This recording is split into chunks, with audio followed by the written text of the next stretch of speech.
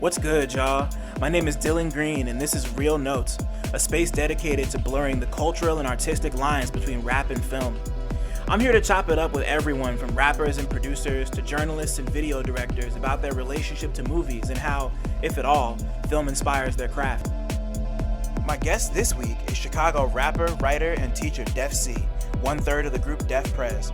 We spoke about Batman, the value of networking, slave movies, his time as both a teacher and rapper in Chicago, his time with the Emcee Wreckshop program, mainstream rap's renewed interest in drums and loops, and the creative process behind his latest project, We Dress the City with Our Names, produced entirely by August Fanon. Come fuck with us. The idea that if you're great enough at what you do and you continue to just build on that, is kind of a cliche that we use over and over again, or gets overused in the music industry, where it's like, if you just keep working for long enough, somebody will notice. Excuse me, but the thing that they don't tell you is a lot of that also has to do with how it is you build with people. And, you know, I think that I'm very fortunate to have been able to even get to this point in music, just kind of really based off of the strength of people looking out for me and my relationships. And then, you know, my really just trying to continue to get better at this music stuff. Right, So, totally. And like, motherfuckers talk about networking all the time. And like, that's like, networking is extremely important, but it's like, I don't really even like to refer to it as networking anymore because there's a difference between like networking in like the most like bland way possible, where y'all are like standing at a table with like the little foldy shit on it, and then like just like being a person and like organically meeting people and like building something together. Like that's like, to me, that's not networking. That's just like being a person. You know, like there's like a stark difference to me, especially at this point.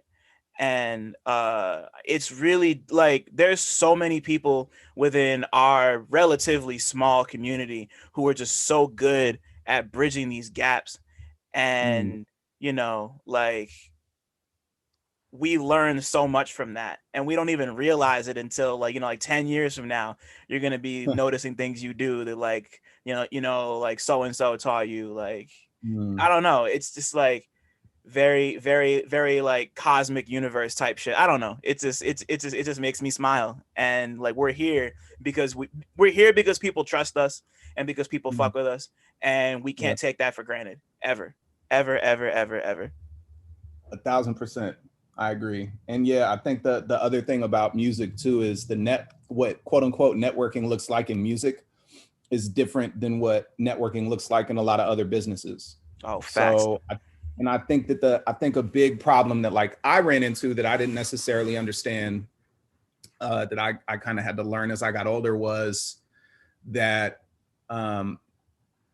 you can't approach networking within music as an artist the same way that you'd approach networking in like the business world. You know, like it's entirely it's very different. It's a lot of times like artists, like managers, obviously, and executives and A&Rs, whomever, it's an entirely different story. But I think when you're dealing with artists and journalists, the common denominator is a love for what it is you're making and what you're hearing. And so I think that it makes for a much more authentic and sincere connection than just like, yo, it's good to see you. We should work on a song together. Here's my math. Let's figure it out. Because that's not as sincere. That's more transactional. And while I certainly understand the perspective of people who operate in that way, and there are definitely people who I think have been able to build something pretty impressive in terms of their careers by networking in that way, I just can't fake it till I make it. That's just not, that's not me. I feel it, because you know, like if you take the wrong step, you're gonna be a suit, and nobody wants to be a suit. Like nobody wants to be a suit. Like we hate suits over here. Well, you know, since we're already getting into this, like let me Man, sorry, I just lost my train of thought. Yeah, we're already into this, and this is tight, and I love it already. Yeah. So what's cracking, everybody? Welcome back. This is number 16. This is Real Notes 16. I remembered the number this time. Fire. I'm not gonna be mad at myself when I go back and edit it. It's tight. So welcome back. My name is Dylan CineMasai. I got a lot of names, two of them. Um, every guest on this show is incredibly special, but we have somebody very special and grassroots and just like good fire people on the Thank chat today. Of course. This man is a rapper, he's a writer, he's a teacher, he's very community oriented. I can't even think of all the things that he's done just like on the ground in like Chicago and just all over. We got Defcee in the place to be. He raps by himself. He raps as a part of Defprez with Crash Prez and you. knows the time. Like he does it all. This is a man of many. This is a man of many lives over here. So man, thank you for coming on my shit. I really appreciate it. Man, thank you for having me. And thank you as well for having a hip hop podcast that has such a unique perspective and angle and really connects it to something I love. That it's always great to be able to find a podcast that speaks to something that you're passionate about specifically.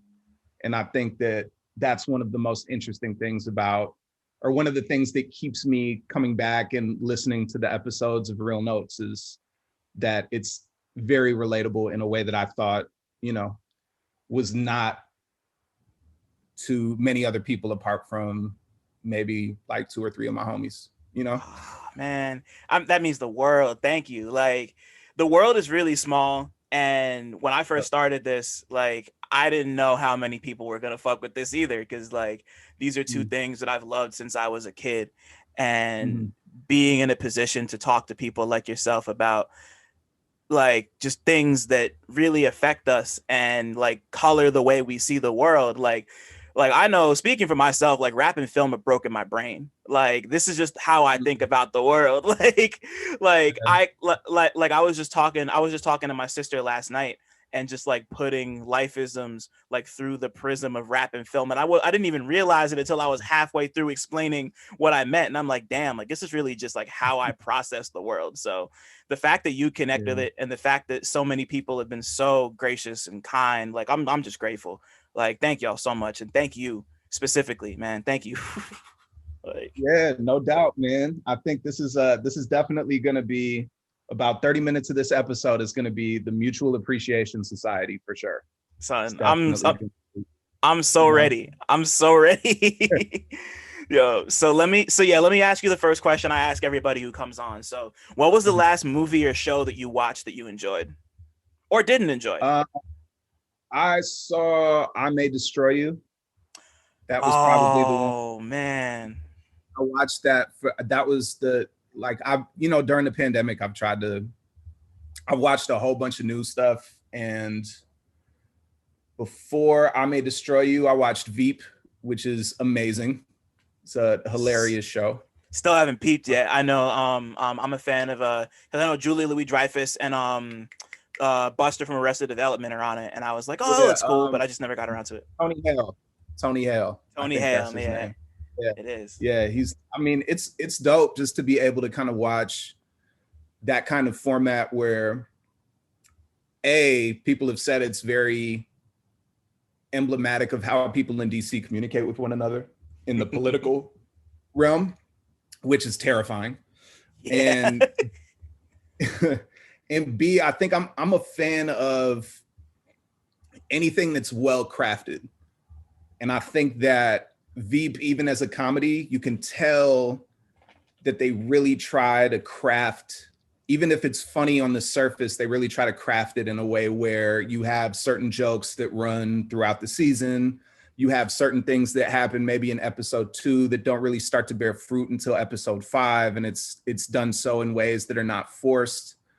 So those were the most recent TV shows. And then I watched If Beale Street Could Talk for the first time yesterday. And Wow. I liked it. I liked it a lot. And I heard I get the knock on it in terms of its pacing and things of that nature, but I really enjoyed it. I thought it was really good. It looked amazing. Barry Jenkins' eye for cinematography is incredible. Yeah, Um, he's definitely 101 when it comes to that. I really enjoyed it too. I think I think a lot of people very unfairly compared it to Moonlight, considering how like one thing about doing this podcast is that I'm just now realizing how many people were affected by Moonlight. Like I've talked to so many people who were like, that was the movie that made me appreciate movies, and I'm like, wow. So just like the impact off of that, I think definitely affected the way people came into Beale Street. And it's also kind of sort of different from the book. Like Baldwin, like they left out a few things from the. It's been a while since I read it, so I can't exactly like say what it was, but like I know they left some things out of the book, or they took some things out of the movie that were originally in the book, and but I thought it was fine. Like the performances are all good, like you said, the cinematography is gorgeous, like and it's just such an affecting story. Like it's really hard to watch a movie like that and not come away feeling something, like even if you didn't like it. Like that's definitely the kind of movie that's made to like get a reaction out of you of some yeah. sort, you know. And I think it did that. Like, Mm-hmm. I think it did that too. And I also think that in terms of intention, that's something that Moonlight did very well. In terms of every shot was calculated, every line of dialogue, the way everything was delivered, everything was there for a reason. I think that's very difficult to do in film. And it's something that I really appreciated that he did. And if Beale Street could talk, I felt like there were moments where he intentionally was trying to avoid turning anything in the film into trauma porn. yeah, Because I think a lot of films about Black people in situations like Fonny's, it's, and you still were able to feel the trauma, but there wasn't that usual superfluous violence. There wasn't that usual, like there are a bunch of things that are hinted at or implied, and that's the work that the audience has to do. And I think there are some people who don't appreciate that, and I get it. And I think that a lot of the criticism about the movie being slow or boring was because the moments that he could have made super explosive or whatever were things he intentionally did not want to do in order to keep it from being gratuitous, which I really appreciated as a viewer.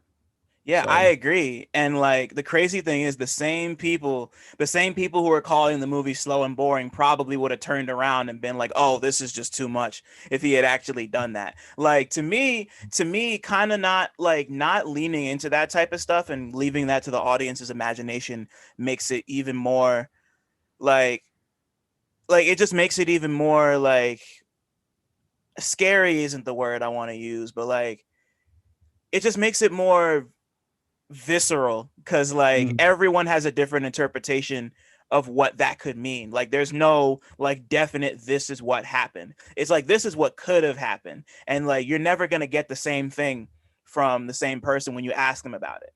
So I love that. You know, like and like I also prefer that type of thing over something like Antebellum. I'm not sure if you saw the Janelle Monáe uh, movie. it's Yo, so bad. that shit was It's trash, bro. such a bad movie. Oh my God. It was so, like, I saw it with my wife, and about like 20 minutes in, I was like, oh, okay, this is interesting. I want to see where this goes. And then like it's the first act sets you up for something. And then the second and third acts just totally undo it. It Yeah. like it takes all of your goodwill that you initially had toward it and then just tears it up.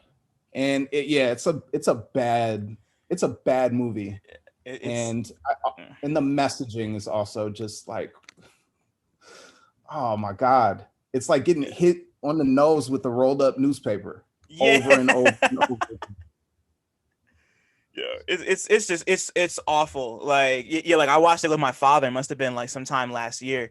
Like yeah, like Mhm. right around the time it came out, and like I didn't like nobody knew what to expect going in because they kept it really vague and they were like, oh, it might be it's like I thought it was gonna be some sort of like time travel thing, which I thought would have been pretty cool. But Mhm. they just went with like the lowest common denominator. Like if they made a parody movie, this is the thing they would have chose to do. Like, oh, it's just a whole bunch of like Trumpers who made like a slave plantation and just like went and kidnapped a whole bunch of black, like it's like really like and then like even Mhm. beyond that it was just um like the end scene where Jenna Malone is just like in the field and she's like explaining everything. I'm like, y'all can't be fucking serious. Like this is it's just like the dumbest thing I saw. Like it might be the dumbest movie I saw last year. Like it's just so and like Yeah. and like not even because of the way, like I mean like it's not particularly well written.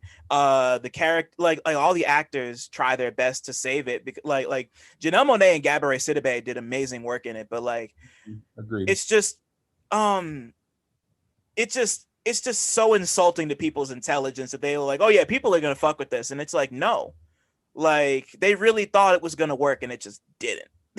I'm just Mhm. so upset, and like that's trauma porn. Like to me, like just the Yeah. whole like they really just dragged out the whole they just dragged out the like, look, we're whipping the black people. Like, look, they're being tied up, and like, look, she's getting raped. Like, it's like, all right, like we need to chill right now. Like, this is it's really just lowest common denominator shit. And like you could tell they thought they did something with her, with Janelle Monáe riding out on the horse and slaying everybody. They're like, oh yeah, they're gonna love this. Twitter's gonna love this. It's like, no, Mm-mm. absolutely not. Like big fat goose egg, couldn't take it. Yeah, for real. And that's part of the reason why, like, as a rule, it's very difficult. Like, I've never really seen, that was the first movie I ever saw that was about slavery in the United States.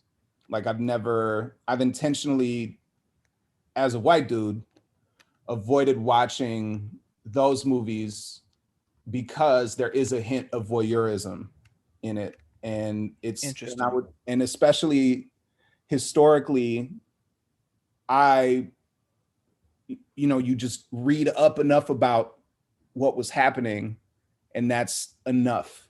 And then on top of that, there's this Hollywood fetish with those stories Yeah. that just kind of, it's like, yo, you've been telling these same narratives over and over again, pretty much in the same ways for like the past 30 to 40 years.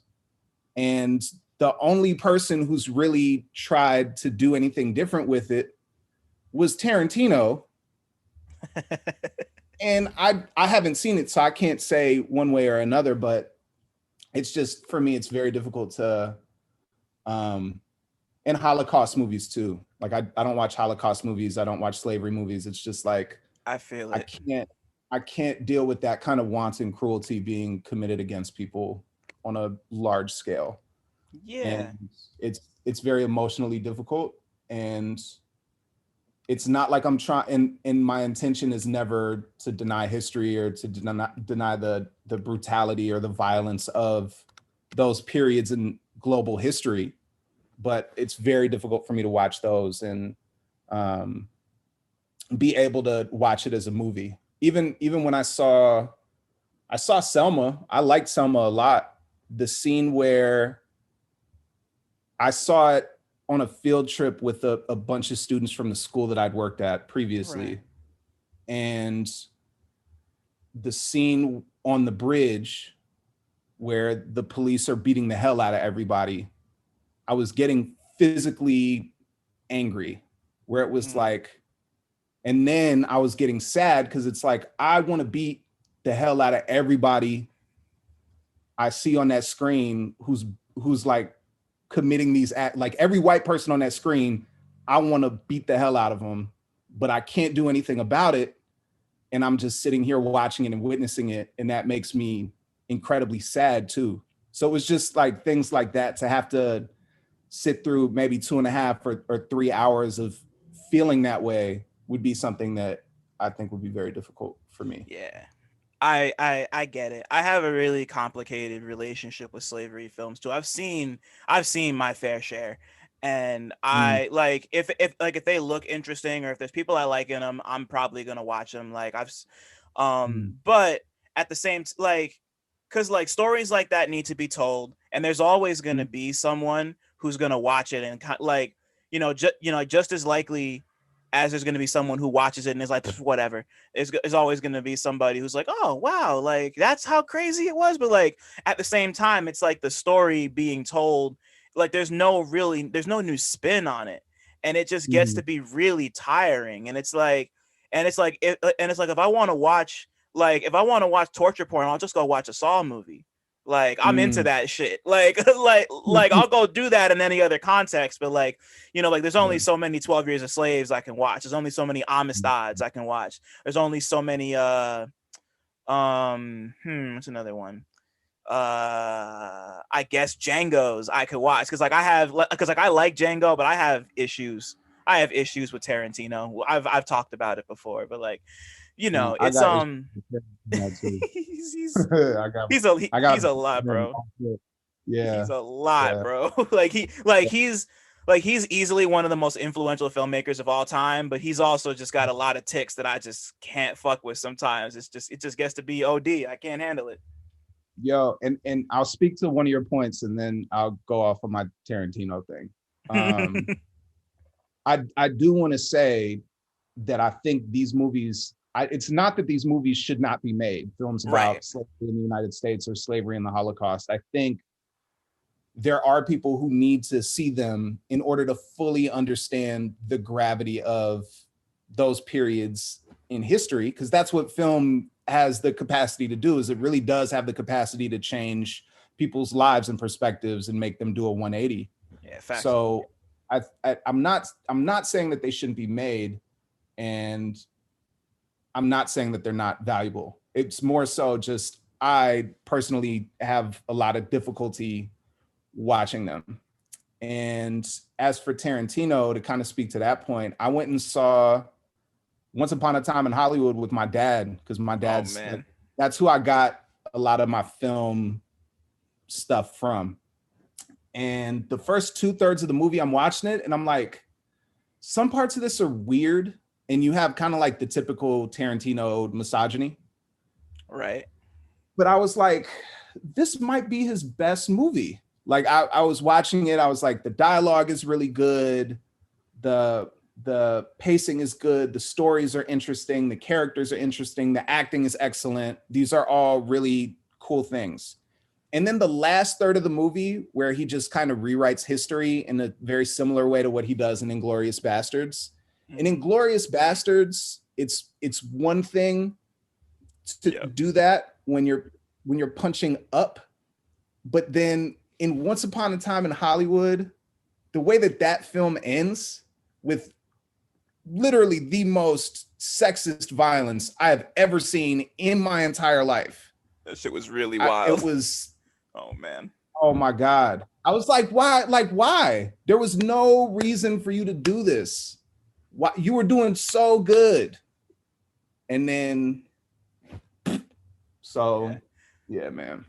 My girlfriend and I had the exact same conversation after we watched it, and like, cause like for me cause like that's what turned me off when I saw it in the theater. I was like, damn, like Mhm. I was kind of feeling like you. I was like, man, this is really interesting and kind of cool, but like it wasn't my favorite Tarantino movie, but I was like really into it.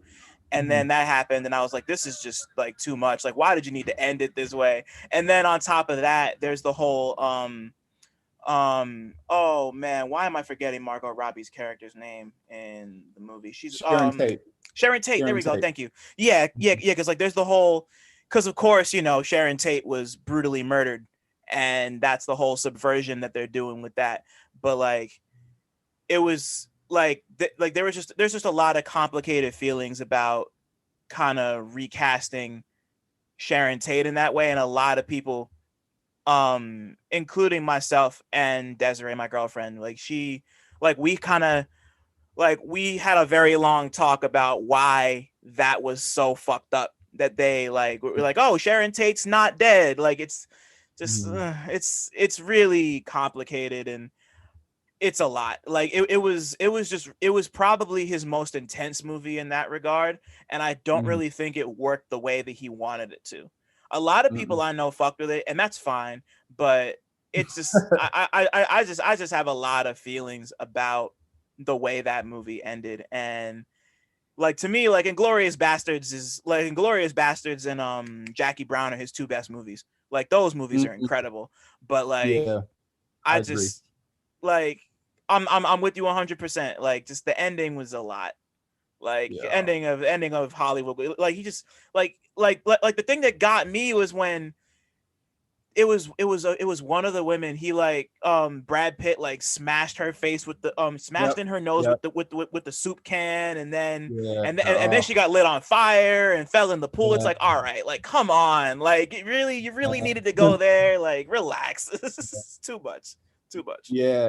And I think with that, um, I think he really what he was trying to do is subvert the expectations of the audience. Now that I'm thinking about it, because you're Yeah, thinking to yourself, like the whole movie, I'm watching it, but my stomach's in knots because I'm like, oh, this Tarantino depicting the Tate LaBianca murders, this is going to be gruesome.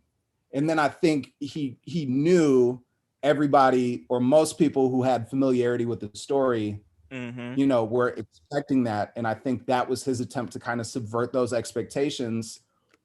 But even if that was your intent, after the first time you watch the movie, it's not clever anymore. And Right, B, the way in which he executed it was just not. It was like what we've been saying is just kind of gratuitous. Like he didn't need to right. do all that. Yeah, and then and yeah, like I'm really happy you brought that up, because like that's the thing with subversion, because like as many people who are gonna look at that and be like, oh, that's cool, Mm, there's always gonna be that group of people who are like, but we would have just preferred it to be the original way. You know, like there are mm, people who came into this expecting the sh- like they were expecting a Sharon Tate LeBlanc murder biopic. Like they were expecting it like mm, a straight retelling. And mm, you know, like that was one of the points that me and Desiree were talking about, was like it felt disrespectful to everyone who died. They were like, oh, never mind, we're just gonna do it this way. Like it's, you know, like your mileage will vary mm, depending on how attached you are to that story, but like I can't really blame people for feeling some type of way about that, especially considering the way that it was blocked. It was just a lot. It was just a lot. Like you know, like it's different. It's different when you're doing it's different when Tarantino does stuff like that and it's not tied to something real. That's that's the wrinkle mm, that really makes it interesting, is like this is a real thing that happened and you flipped it. And you have to deal with the fact that mm, some people are not going to be okay with that because people died. mm. A lot of people died. And you know, it's just a lot. It's just a lot. Yeah. And then it also, like, people, I think with historical fiction as well, it can also allow people to emotionally distance themselves from the That reality of what happens. that too. So yeah, no, I definitely feel you, man. I when I was younger, I think watching, I was in like I remember watching The Godfather when I was like 14 or 15. My dad had the VHS copy of The Godfather that was like 2 cassettes because of how long the movie was. Yeah, I remember those. Yeah. So I remember I watched that, and then from there it was like, okay, cool, I'm gonna watch like all of these different crime movies or gangster movies. And I remember watching Pulp Fiction, and it blew me away. And the older I get, the more I'm like, it's a good movie. It's well written. It's an interesting concept. It's not necessarily, excuse me, always going to live up to what I thought of it the first time I saw it. It's not a movie that like I walk away taking something different away from it each time I watch it. And I think that that's because like a lot of what Tarantino does is homage, and it's like I feel like Tarantino, it's kind of like the cinematic equivalent of rappers who rap about rapping or rap about hip hop all the time. You know, like a lot of Tarantino, Interesting. you know, and it's, as somebody who rapped a lot about rapping and still does, and I think if you're not finding new ways to do that and to execute that, then, you know, what are you doing?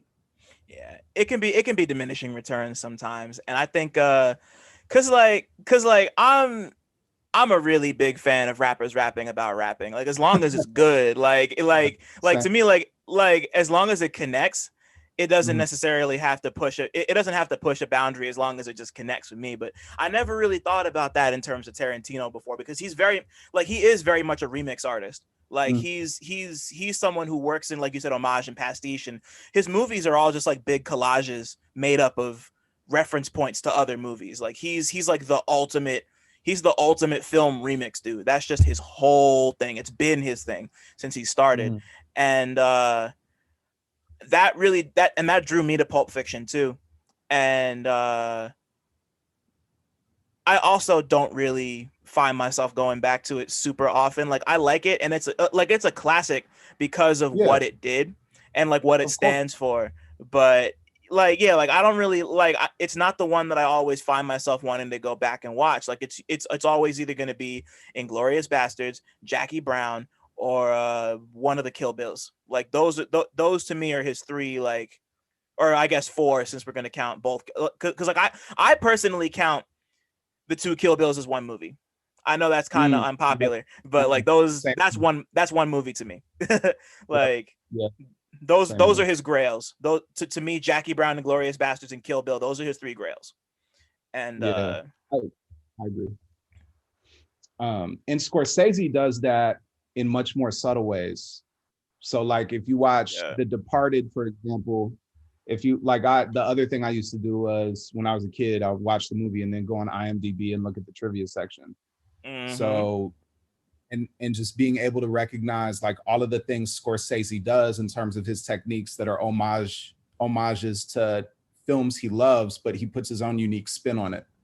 And I think that it's like Doom, for example, right? Doom Yeah. rapped about rapping and rapped about rappers in such clever, inventive, and interesting ways that he pulled people in forever.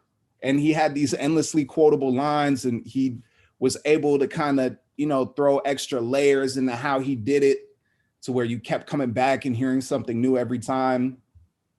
And, I have a lot of respect for Tarantino and his craft. I know he cares a lot about what he does.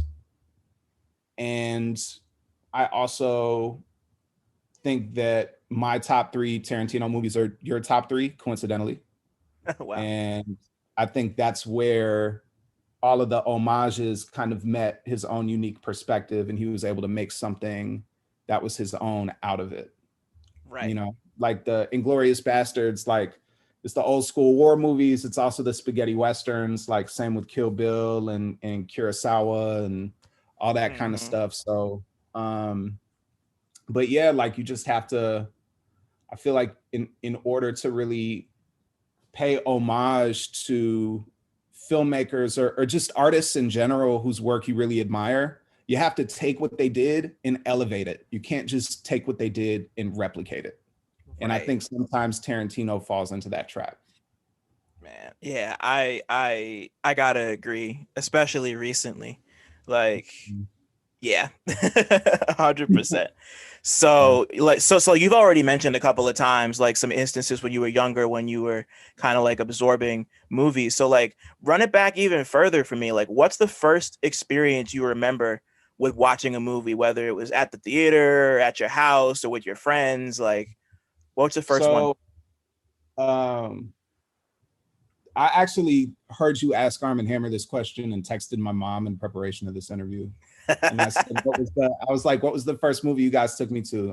And the first movie my parents took me to was The Lion King, which Ah, is like, yeah, that's that's the like the first one. hip Like hop. Yeah, that's like the first hip hop album you listen to is Illmatic. And then my first actual memory of going to the movies, I went and saw Batman Mask of the Phantasm with my dad. in the theater? Yo, Yeah, yeah, oh, you're so lucky. Wow. yeah. Yeah, I don't really remember anything apart from walking into the because I was really young. So I remember like walking into the theater. I remember watching the opening credits, and that's kind of where the memories stop. But that's like the first memory I have in my head of like going to the theater to watch a movie. Wow. And that's such a like that's my favorite Batman movie to this day. It's an Oh incredible yeah, movie. Like yeah. it's have you watched it again recently, and like Oh, has it yeah. Higher. It's aged very. The only thing that hasn't aged well is the opening sequence with the credits, where you Mm, have kind of like the primitive 3D CGI, and they're right? trying to look, like that was the only. I think that's the only part that hasn't aged well. But from the time that the movie actually starts to the time that it ends is very well done. There's no fat on it. It all makes sense. It's a really really good story. And of course, it's Batman the Animated Series. That was the first TV show I can remember really loving. And then Hmm. when I go back and watch those episodes, I realize how much it kind of informs not only my worldview, but also what I appreciate from art. So a lot of the art, comics I wound up loving, films I ended up loving, kind of have that same, color palette, or Mm. music I love has that, like Snow by Rock Marciano. I remember hearing that, and like those are the colors, or those are the drawings that kind of came to mind the first time I heard that song. So I think that was really instructive for me, and it also taught me one of the greatest lessons anyone can learn, well articulated by Chris Tucker in Rush Hour 2, which is follow the rich white man. Oh Like man. I think that so many of those villains, when you go back and watch it, were like millionaires who are white dudes who are greedy, destroying the environment, going after, poor and oppressed people and trying to take advantage of them, mistreating their workers. And I read an oral history of the animated series recently, so I know that Paul Dini and Bruce Timm were intentionally not trying to include any messaging in their films. But to watch that from a young age, it does plant a lot of seeds that as you get older and look at the world that you inhabit, a lot of those dots start to be connected for you. Oh hell So, yeah. you know, Right. yeah. And then and like it's funny because you could also say a lot of that same shit about Batman. Like Mm. that's like the one that's like the one I wouldn't even, well, I guess you could call it a critique of Batman. Just like the man's a billionaire. The man is a developmentally arrested billionaire who beats up poor people in his underwear. Like Mm-hmm.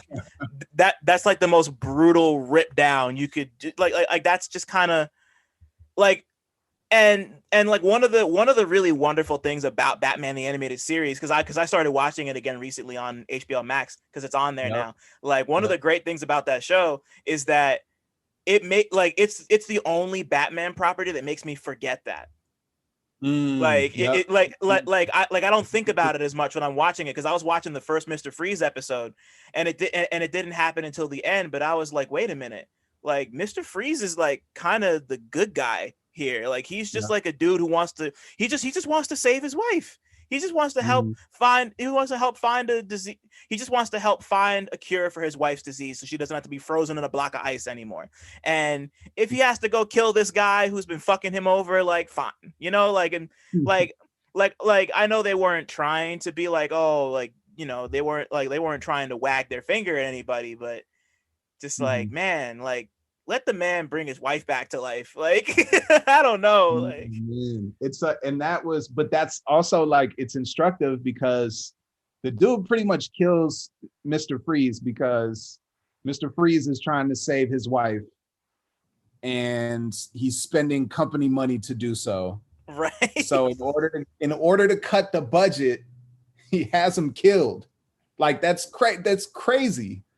Or thinks that he's had him killed. So Right. yeah, man, and I agree. I think that there is um definitely like that hyper capitalist. Batman has been depicted as an asshole in the comic books ever since Frank Miller in like Yo, the early yeah. movies. Dark Knight So Rises was definitely ground zero for that. absolutely, and it's shown a little bit in the movies too. But yeah, the animated series was also interesting in that like Batman was fallible, but also willing to apologize, and like he was more of a human being than I think he is in any of his other depictions, Yeah. and a lot of just very good human characteristics are imbued into that character in that particular context than in any other context that you really see him in, which is like tortured white boy, orphan billionaire. I don't know what to do with my money other than to spend it on these things. Yeah. You know, yeah, it's just Yeah, like and then on top of that, it's just ensured that Kevin Conroy is he's gonna have money coming in for the rest of his life if he wants, because yes. that's like everyone's favorite Batman who isn't like he's my favorite Batman who isn't Adam West. So Oh, it's like Kevin Conroy is set for life. Like he'll just be voicing Bruce Wayne until the day he dies, and I hope he does. Honestly. yeah, I hope so too. I mean, he does the best. He's the person who's able to navigate that distinction between Bruce Wayne and Batman better than anybody else, because you've had in the live action films actors who are great as Bruce Wayne but corny as Batman, or vice versa. Like Val Kilmer's, I would argue, like a good Batman, but is a corny Bruce Wayne. Yep. And then you had George Clooney, who was both at once. But you know, it's just like it. You're right. It's cool to be able to know that somebody who did their job so well for so long is going to be able to continue doing it for as long as they want to do it. Yeah, man. Shout out to him, and shout out Yeah, shout out to Kevin Conroy. man, and shout out to not having to use a dumbass voice as Batman. Yep. Shout out to not having to shred your vocal cords just to make yourself sound hard. Like, no thanks. Facts. Facts. Um, Yeah. so you know, like as you're kind of coming into your own, and like it's really interesting that you said that like Batman, particularly the animated series, was what kind of helped you branch out into these different kinds of art. So let's take that to the other side. Like, when did you first fall in love with music? I had two god sisters who were big hip hop fans, and they brought home a crisscross tape when I was 2 years old, Wow. and they played it because they made my dad go to a crisscross concert. Um, and yeah, I just kind of fell in love with hip hop at that point. And then as I got older, you know, both of my parents were music lovers, so I heard Van Morrison, I heard Eurythmics, I heard Al Green, I heard Coltrane, I heard Miles Davis, I heard I'm trying to remember some of the other things that my dad used to play. I Otis Redding, Sam Cooke. You know, I kind of grew up in a household that really valued fine arts, and also valued contemporary music as well. So it was, you know, it was something I was pretty much submerged in from the time I was a kid, and just loved pretty much since I was 2 years old. Man, that's beautiful.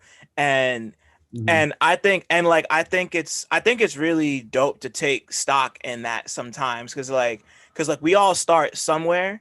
And Mhm. like speaking for myself, like the first rap album that I really bonded with was Bow Wow's Beware a Dog. I was 9. And I had that CD too, man. yo, that he was unfadable for like 2 years at that point. It was Yeah. crazy.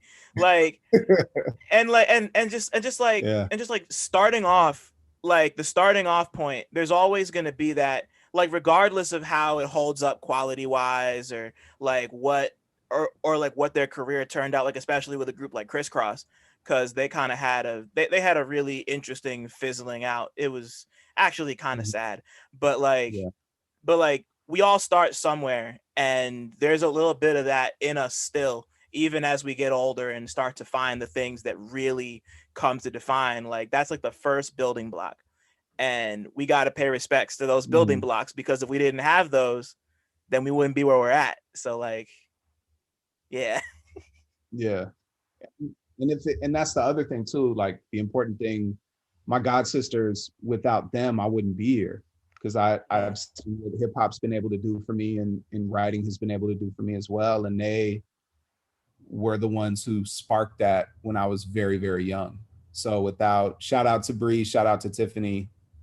Bree, my nephew just graduated from high school. My nephew CJ just graduated from high school, Man, which is super, super congratulations. dope. Yeah, yeah. And he's going to Howard next year. But yeah, Wow.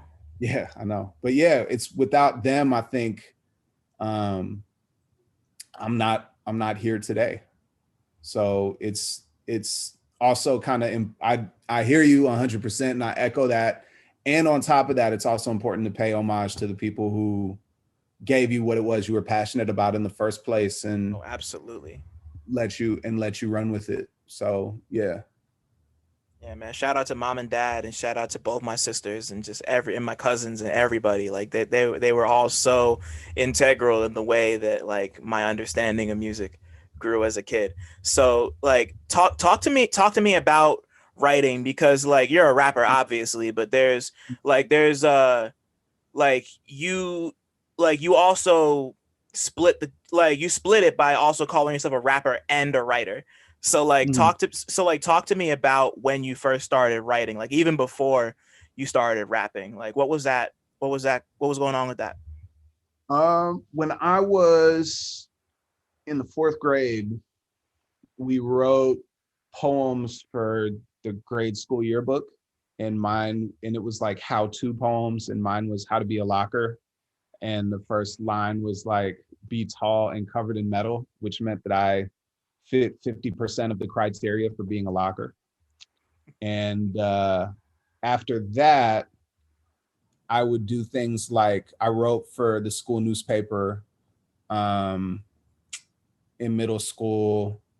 I wrote a review of the movie Ants that got published in the Chicago Tribune, which was pretty cool. Wow, So it that's was, fire.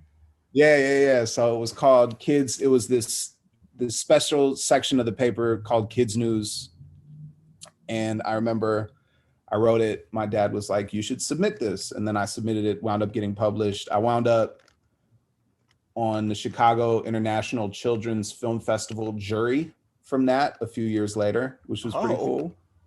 Yeah, I know, it's pretty dope. And yeah, I used to read The Source a lot when I was in middle school. So I had this very kind of vivid fantasy world where I would like invent groups and write reviews for them, and make up rappers, and write like source reviews for them, make up producers, all that. And that was kind of where the writing bug bit me. And then, you grow up, and some of the more fantastical stuff, or the imaginary stuff that you make up, starts to be stuff you grow out of as you really start to confront the real world.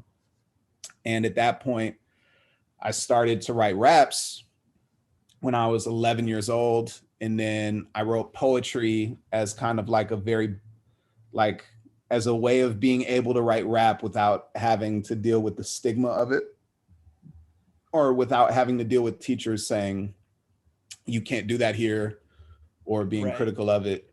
Um, and then, yeah, when I was in high school, I was in the spoken word poetry club, which I was rapping, but I was also writing poetry.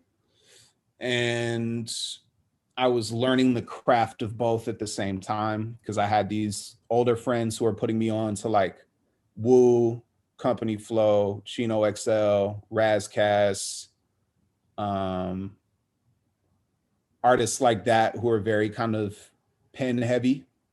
Yeah. And then, you know, while I'm also kind of learning about Terrence Hayes and Lee Young Lee and all of these really brilliant poets. And when you're learning about both of those things at the same time, especially when you're a teenager and your brain is a sponge, a lot of those transferable skills continue to kind of show up regardless of whatever the medium is that you're creating. So, like, my raps would be really poetic, and then my poems would also have kind of like a lot of unintentional internal rhyming, or would be kind of more musical in terms of the language I would pick.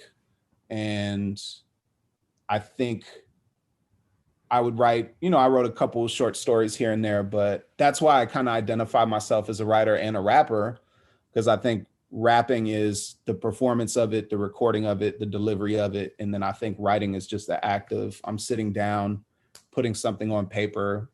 Maybe it'll get published, maybe it won't, who knows? So.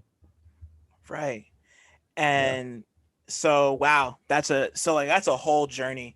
And that's Yeah. and like I'm happy you brought up the kind of like the intersection of rap and poetry, because obviously because like of course like the relationship there is very, very well documented. Mhm. But like I think one thing that's not really touched on super often is like how one inspires people to get into the other. Like Mhm. people who are into poetry getting into rap and vice versa.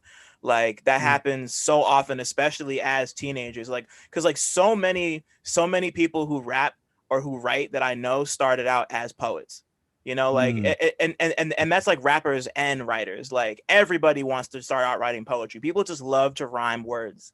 Mhm. And like that and that kind of like curiosity that like I think that's kind of what you were hinting at earlier with like this kind of like nothing it's not necessarily fantastical, but it's definitely like this like childlike curiosity with just like putting words together, and that manifests differently for everybody.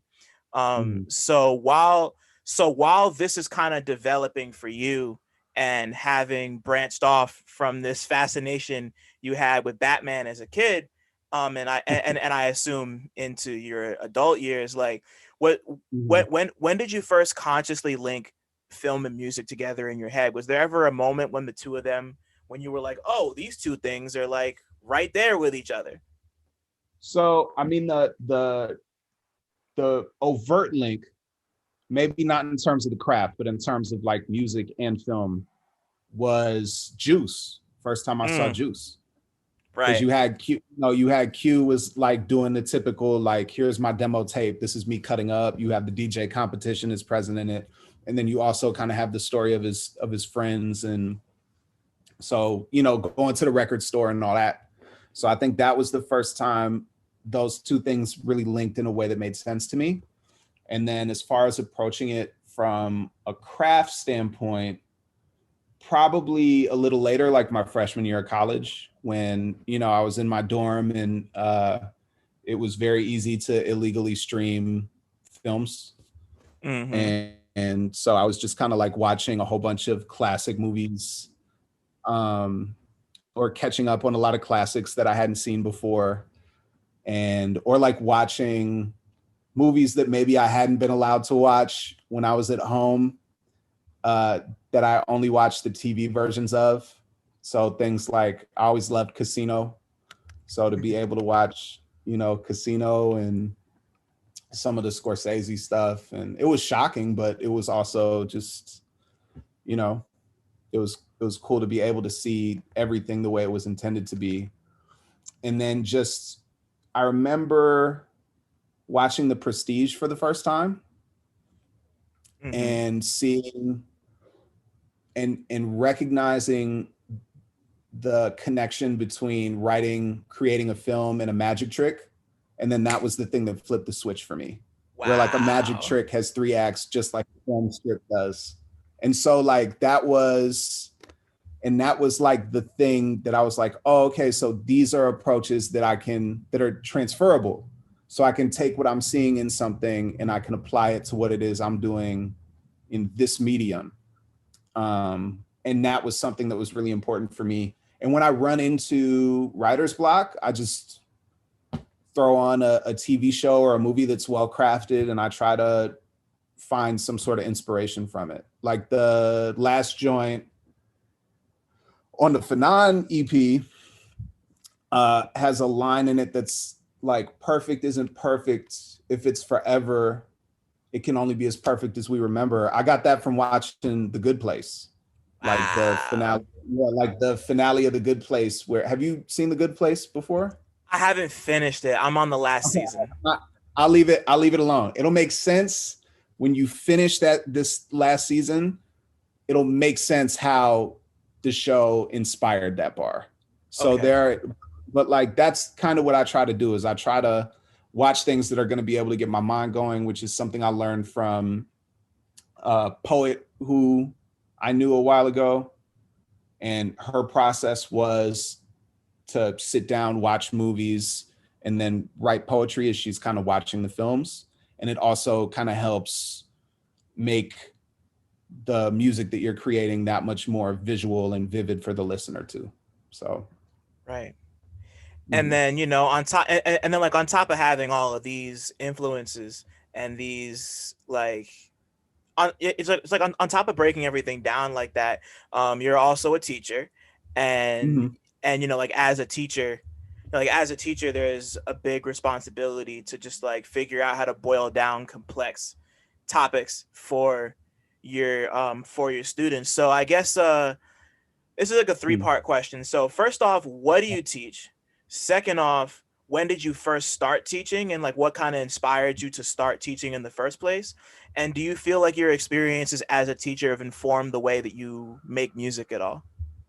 Okay. So I'll try to answer those as best I can recollect them. And I'll Cool. try to give an answer that maybe stumbles into answering all three of those questions at once. Beautiful. So uh when it came to teaching, the reason why I wanted to start teaching was because my mentor is a poet named Peter Kahn, who's also an English teacher. And he taught spoken word poetry full time. He still does. So he pushes into all of the freshman and sophomore English classes for 5-day units, writes poems, and then at the end of the week, students read one of the poems that they wrote earlier in the week. That's But hard. it's really dope. And it, teaches students how to construct metaphors, what imagery is, how to write about specific incidents in poetry. And then on top of that was just a really good human being who cared about me beyond just who I was as a poet, because he also ran the after school spoken word club, but also kind of cared about who I was as a human being. And that kind of being shown that kind of kindness and compassion where I didn't really have that in a lot of other areas of my life at that moment was something that was very powerful for me. And I think I realized at a very young age that I wanted to pay that forward. So when I was, I think, a senior in high school, I led poetry workshops in some of the freshman and sophomore classes. I led a workshop or helped my mentor with a workshop at the National Teachers Academy in Chicago. I went to college and co-facilitated an after school spoken word poetry program in Madison, Wisconsin. I went to the University of Wisconsin. That's how I met Crash. That's how I met Nose the Time. Shout out to both of them. Hey, And uh, yeah, I mean, that was kind of the start of it. And then when I got out of college, the nonprofit I used to work for, someone there offered me the opportunity to work teaching poetry in the juvenile detention center, which was simultaneously the most rewarding and also just like most traumatic work I've ever done. I It's can it's only very imagine. and it has very little to do with the kids' behaviors as it does the circumstances under which you're teaching the kids. And No, to, totally. like to go home, it's one thing to go home at the end of a school day and be like, oh, I'm so relieved. This has been the longest day. The kids were acting up, whatever. And then to go home at the end of a school day where you're like, I'm so relieved it's over with because I no longer have to teach kids who are in the jail. And then to immediately feel guilty about that right afterward because your students don't get to go home. Um, that hurts. But at the same time, I saw how transformative it could be. And I thought to myself, okay, this is something that I might want to do with the rest of my life. So started working at my old high school, was the teacher's assistant for that same spoken word poetry program, and then went back to college, got my master's, student taught, and I currently work at a school teaching freshman seminar, which is like social emotional learning, college and career readiness, success skills, executive functioning, community building, and basically all of the things I'm most passionate about doing in education anyway. So it's really cool, but the commute is like, I have to take public transit to and from there, and it's 2 hours each way. And it's just not, Damn. yeah, it's just not sustainable for the long term. But the young people I worked with there were incredible, and I really, really have enjoyed working with them. I feel it. Yeah, I used to work a job where I had to commute an hour and a half to and from as well. It's that's just brutal. It's Yeah, man. really, really brutal, man. Yeah, man. And it's one thing when it's in a car, you know, Yeah, but you know, something like else entirely. Uh, when you gotta like you get off of the train after being on it for an hour and a half, and then you have to get on another train for yet another 45 minutes, and then you and gotta then walk home. and then walk. Yep, there you go. You Oh, got it. You got it. Yeah, man. And like I had to deal with the Long Island Railroad, which is bad enough as it is. Like wow. Long Island Railroad is a trip. But Yeah. yeah, no, I feel you. Like that's like I get it. That sucks. It's a lot, but it's like it sounds like it's extremely fulfilling work, Yeah.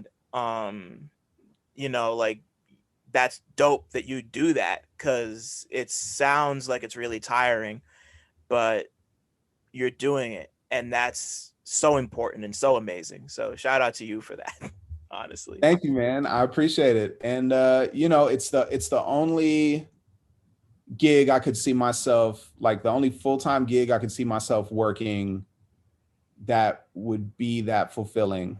Cause like I know I could probably work an office job, data entry, but it would just kind of be soul sucking. And Yeah. um, so I'm very fortunate that I get to work the job that I do. And um, I'm fortunate that I haven't burned out on it yet, because this pandemic year, man, it tested all of us, every single one of us who's a teacher, because you have like the Oh inequity that's yeah. kind of, Oh my God. oh, Oh. so like, public education is already very inequitable racially and uh, socioeconomically, where I guess, you're dealing with poor white kids.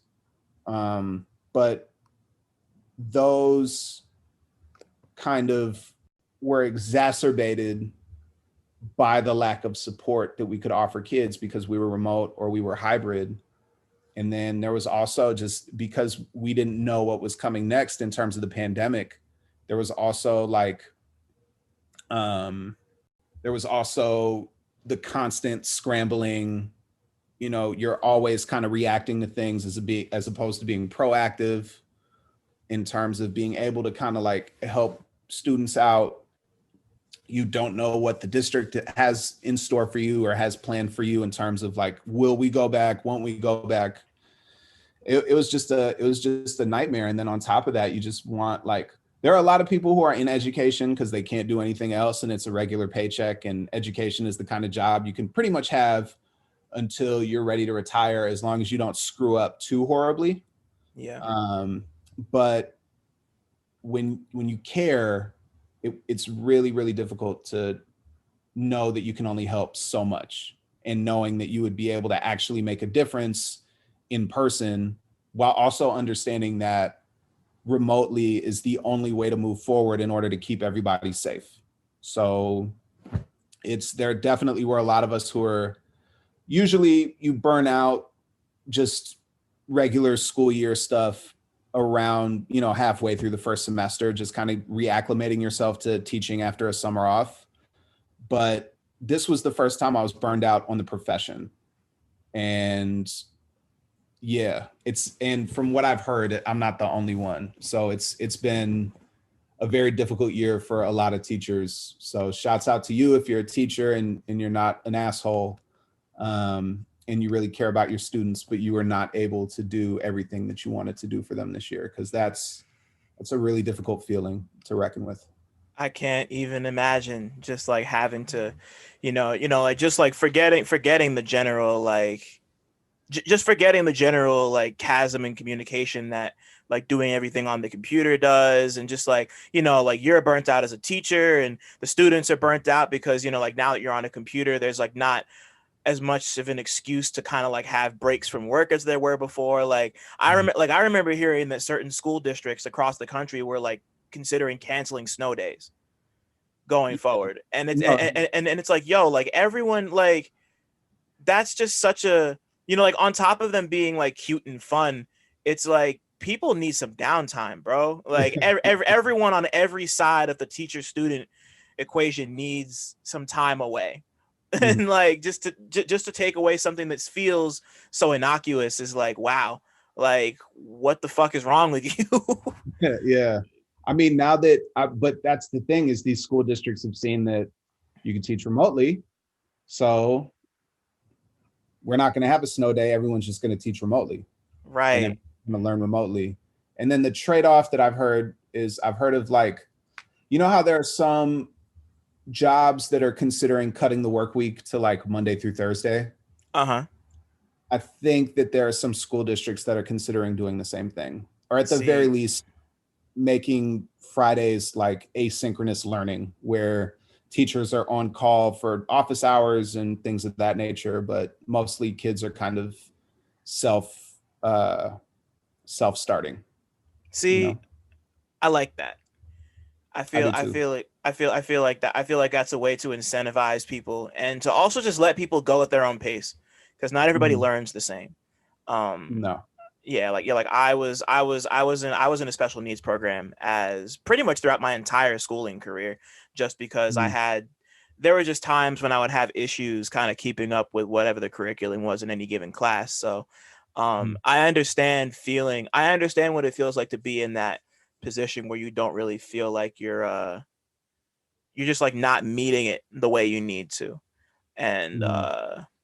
I think that that is a really nice way to kind of flip that and give people time to kind of process, because like you can learn things but like if you don't process it, like that's where like the real internalization comes from. So yeah. Especially high schoolers in 2021. Like I think about um what high school was like for me as in like the early to mid 2000s, and it was sensory overload enough. And that's, Yeah. I had a cell phone maybe in the 11th grade that maybe I texted somebody like once every 2 weeks on because it was 50 cents a text message, or, like it was a Right. prepaid phone. So I only had like 20 bucks, worth of phone time. Um, but versus now where it's sensory overload in every imaginable capacity, and kids just need brain breaks because their minds are working way more than they should be, way more than I would argue human evolution has designed our brains to work. Right. And there's a constant, I also think, between the social media companies and entertainment streaming kind of in general, there's kind of this constant battle for the reward centers of teenagers' brains, just because it's such a vulnerable and easily exploitable um, thing for a lot of corporations at such a young age. And now that they have 24/7 access to these kids' lives, like these kids need more breaks. Like we keep piling more and more work on top of them. We keep thinking that the answer to any gaps in test scores is to then teach more material, which is like they're not learning the material they have. Giving them more material is not going to help anything. Right. Um, so yeah, I mean, it's not to get too off on a tangent about teaching, but yeah, I think that hopefully part of what some school districts take away from this pandemic is that, you know, it's certainly like it's not about the amount of time that the kids spend with you, but it's about the quality of the time that they're spending with you. And Always quality over quantity. yeah. Absolutely. So it's just like as long as we're working smarter, not harder, then I think that there's a potential to do really interesting, innovative things in public education, but I doubt that that's what's going to happen in a majority of school districts. So, Right. Yeah, I have to agree. And like people do what they can. And and like you're definitely doing what you can, because I know you also work with an organization called the Emcee Wreckshop, which mhm. is obviously like not it's not teaching in the same way, but it's at least a space for people to kind of like come through and like work on a craft and just like devote it's just a space for people to be able to devote quality time to a thing that they want to do, which is dope. So talk to me. So to kind of bring it back to rap before I start asking you about specific songs and projects, like talk to me about the work you do with the Emcee Wreckshop and how that's kind of informed you. So Wreckshop is a weekly rap workshop. We're currently on hiatus, but I co-facilitate it with Add2. Shout Um, out to Add Two. Shout out to Add2, one of the best rappers in the city, also an amazing award-winning mentor and just overall great human being. So Ad and I co-facilitated it. I co-founded it with a producer named Sev Severe who's from Chicago. It was called something different. It originally was kind of its own nonprofit. And then we wound up, as part of my working with the nonprofit that hired me straight out of college, was them kind of taking over that workshop and housing it under their umbrella. And I had a few different co-facilitators who were shuffled in and out. Ad and I are probably the most successful co-facilitator partnership since then. And yeah, Wreckshop, I think, is really just about giving people who are really passionate about rapping and rap music a space to nerd out about it for 2 hours a week and to be able to build with each other and create around each other and to learn from each other's processes and learn from each other's talents as well. So hopefully around when the school year starts, we'll be able to restart Wreckshop as a workshop. We currently have a show on Van's Channel 66 called Wreckshop Live. We actually are filming our next episode tomorrow afternoon. Fire. And yeah, I mean, that's been really cool in terms of being able to invite people onto the platform who maybe don't have as much of a platform for their music or would need to travel outside of the city to have it. We've been able to get them for interviews. We've been able to have them perform on our show. So that's been really, really dope. And yeah, I mean, I'm very happy that Wreckshop has made the impact that it has. I'm grateful that we have people who are still interested in it. And yeah, I'm grateful that I get to co-facilitate it with somebody like Ad2, who in addition to being like one of the best rappers out here is also such a caring, compassionate mentor who's always willing to educate and also always willing to learn as well. So, And that's the balance right there. Yeah, it's yep, always like yep. that's how you can tell people really care. Like I can tell that you give a shit about the people who come through, whether it's in a classroom or if it's in the rec shop or like just that matters. And it comes and just like it comes through in the way it comes through in your music. Mhm. Like that care and attention, of course, that care and that attention to detail. Like I would so like in preparation for this, I was kind of crawling through your Bandcamp page, listening to what I was able to put on at the time, and the first thing that really caught my attention was this Panama Sessions project that's also your very Wow. first thing on your Bandcamp. Like so like I gave it a listen and I was like, this is kind of cool. Like I like the like because like it's kind of because you kind of marketed it as like it was just these two singles and then a song with these two dope rappers from Panama. So Mhm. talk to me about where Panama, like how the Panama Sessions came together. Like what inspired that? Wow. So first of all, congratulations on being the first person to ever ask me about that project in an interview. Uh, Secondly, I put out, so that was the second project I put out. I put out an album called When I Open when I was 17 years old in 2007. And I had it up on Bandcamp, but it's also very like underground hip hop battle rappy. And a lot of that material has not aged well. So I'll send it to you if you're interested. I think I might be, honestly. Yeah. I'll send it to you. You can tell me what you think. Appreciate that. But yeah, so I was in a scholarship program called First Wave at the University of Wisconsin, along with Crash Prez.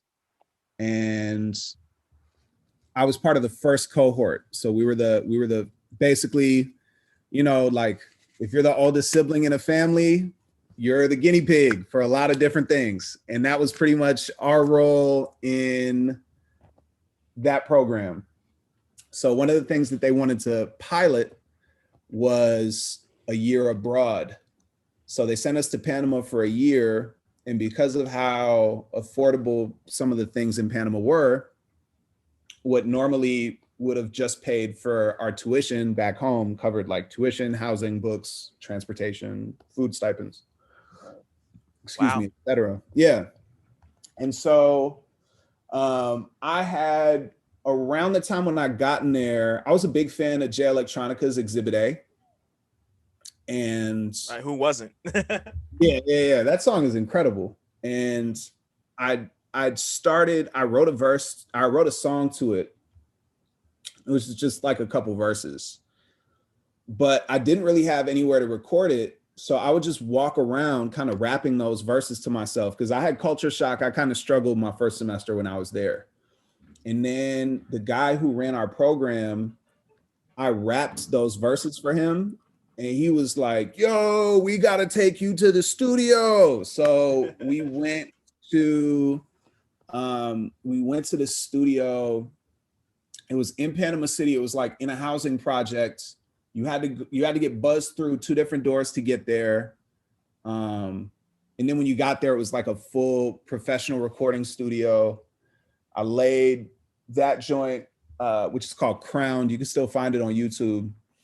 I laid that joint down. That was like one of my favorite nights of recording ever. That was just so magical. Like the energy in the room. You had an engineer who he spoke English, but he, you know, you could tell he didn't really understand what I was saying, but he was into it. And like, it was so ill to be able to have that kind of an experience. And then that was something that I wanted to do as a project. I got some funding for it to be able to record it. I threw a few more songs on there. And then, yeah, I just happened to have the instrumental of The Realist by Mobb Deep. And those 2 rappers, Jamlick, I think his real name was Arturo, was just an administrator at the National University who we wound up meeting. And I just found out he rapped. So I threw him on there. He happened to be there. And then the other dude was named Oso. And Oso had like he toured in the United States. He had like relationships with members of Hieroglyphics. I think Souls of Mischief specifically. He had like his ASCAP badge, but he like wore it like a chain. Like he was just like, you would go to the club and he had this like ASCAP joint on. But also his backstory and something I kind of learned about hip hop when I was there that put a lot of things in context for me was he told me that when he was growing up, he and his brother would go to the roof of their project building and try to catch the radio transmission from the US military base there in order to like listen to hip hop. And they used to do things when they were younger, like if they were hustling, they would trade dope to the soldiers on the base for like Bone Thugs tapes, where it was crazy. Like, yeah, where it was like, you know, like we got this, like, don't worry about giving us $20, just like give us this tape and this is for you. So like things like that. There was a group there called La Orquesta de Freestyle who used to freestyle in the park where there were b-boys who would be breaking. So like it was very much like, oh, I'm in a country where they are having their late 70s, early 80s hip hop culture moment. Like I performed at a rap battle that they had in a school auditorium that was packed. People like came out to watch this rap battle tournament, and I kicked the 16. They wouldn't let me compete in the tournament because of the language barrier. They didn't want me to either be at an advantage or a disadvantage. I forget how they framed it, but they let me rock, and people were really into it. I was signing autographs afterward, but like it's such a major distinction to go from being in the US and experiencing hip hop in like 2009, 2010 in the US, where all of this stuff is just so we take it for granted because we're like, like water to fish. You know what I mean? Like we have this, we've had it for as long as we've been alive. Like it's on the radio, it's in commercials, it's on the internet, it's wherever we have it. And then you go somewhere else where people don't have that same access to that industry or even the music. And there's a lot more purity to it. There's less of a desire for it to become kind of like this commercial thing. And I think that experience kind of informed the EP as well, where it just kind of sent me back to a place of, okay, I'm just going to write these songs because these are the things that I'm feeling, and I'm going to record them. And that experience there, I think the only thing that would compare would be like my experience in Tulsa with Steph and First Verse, where, and shout out to them, because I think we were talking about them before we started recording. Yeah, we were. Shout out to Steph, and shout out to Verse, and shout out to everybody in Tulsa. Yeah. Fire in Little Africa is dope. Love y'all. Yeah, for real. Much love to you guys. And it's just that I'm doing this because I love it. If I make a living off of it, that would be nice.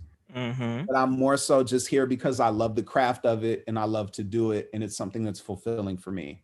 And I think that that's something like we get so caught up, I think, in tying our livelihoods to it here that we just don't remember the reasons why we love it. And I think that's the reason why a lot of people fall out of love with it or stop doing it altogether.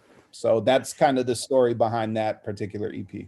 That's tight. And that can't always be helped, which is the sad part. Like sometimes like you just fall out of it and there's really nothing you could have done to save it. Mm-hmm. But like that kind of proved to be this, or like at least as far as your Bandcamp page is concerned, that was like a start. I was like the starting point to just like a whole mess of joints that are just like there for people to hear. And before we move on to We Dress the City in Our Names, there was I had a question about Selves, the joint you made with Moses, which is probably my favorite thing I've heard of yours, to be completely honest. Wow.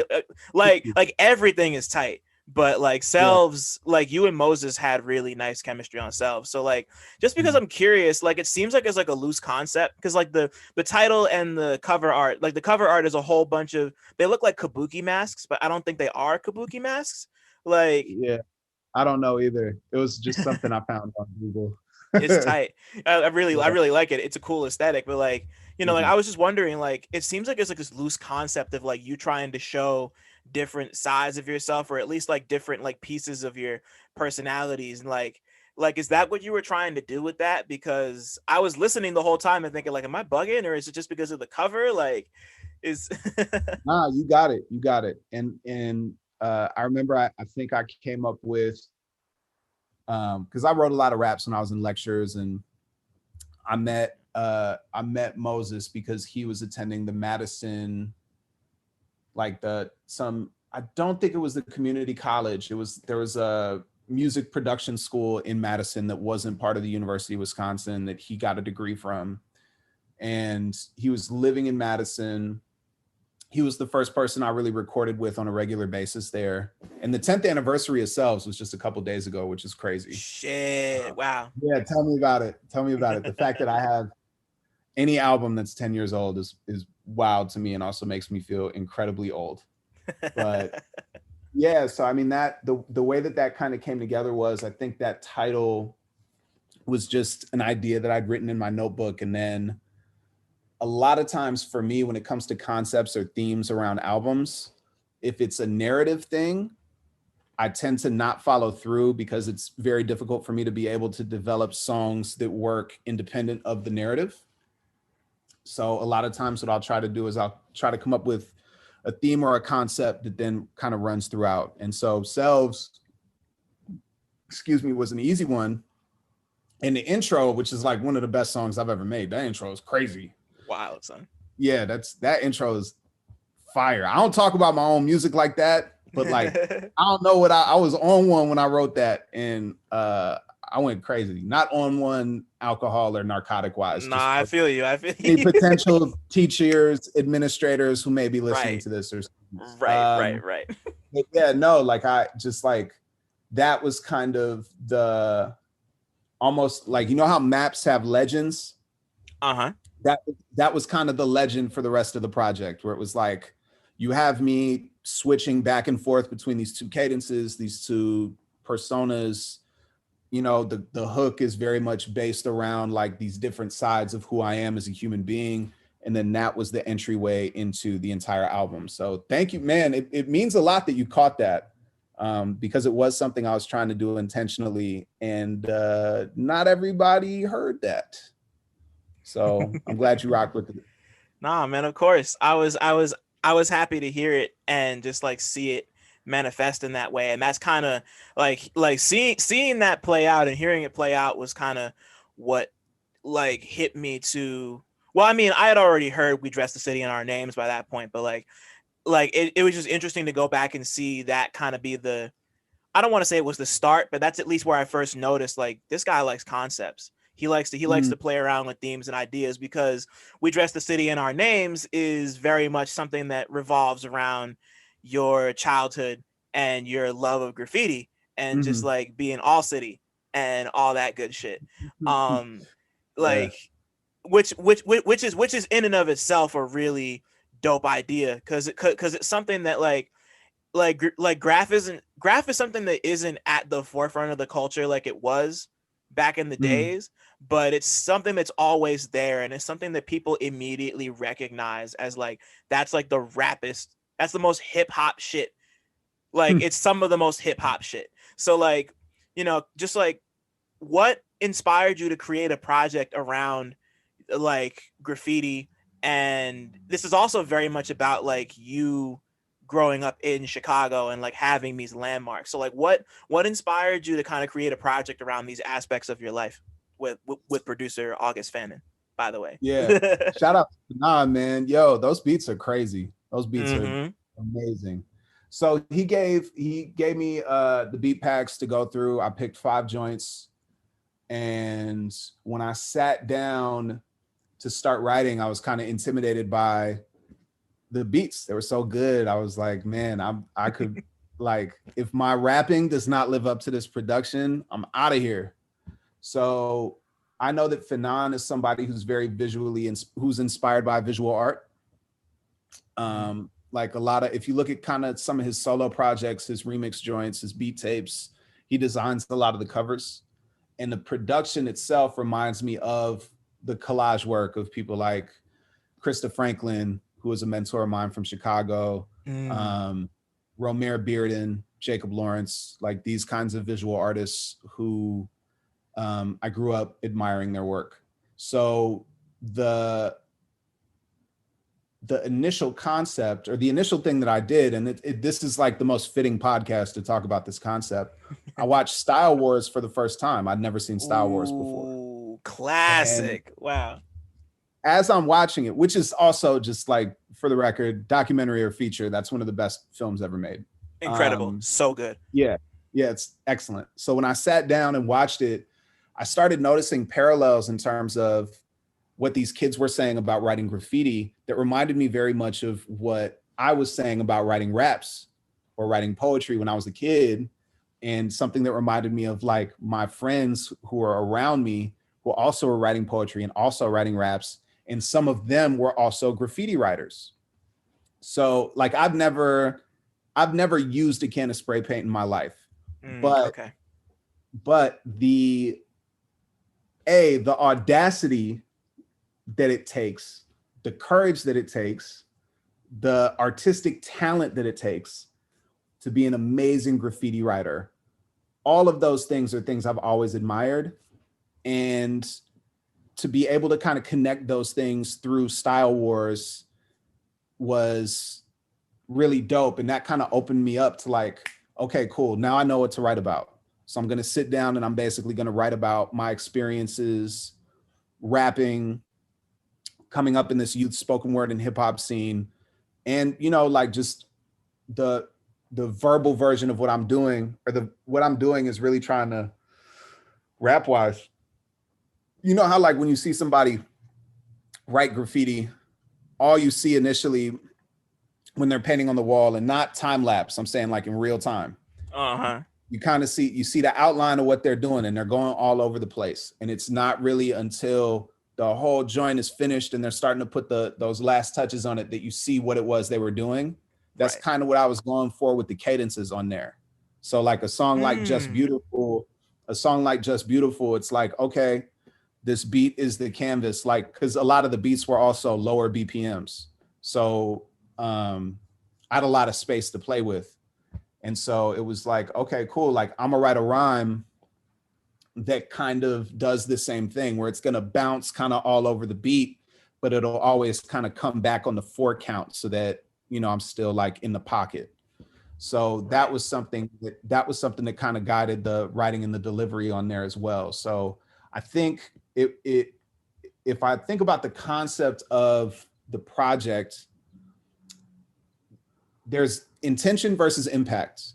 So if the impact is that this is my ode to graffiti, then you have plenty of textual support from the EP to support that. So it's not wrong, because there are a lot of places where I'm showing my admiration for graffiti, or drawing from the craft of graffiti in order to kind of articulate what I'm articulating.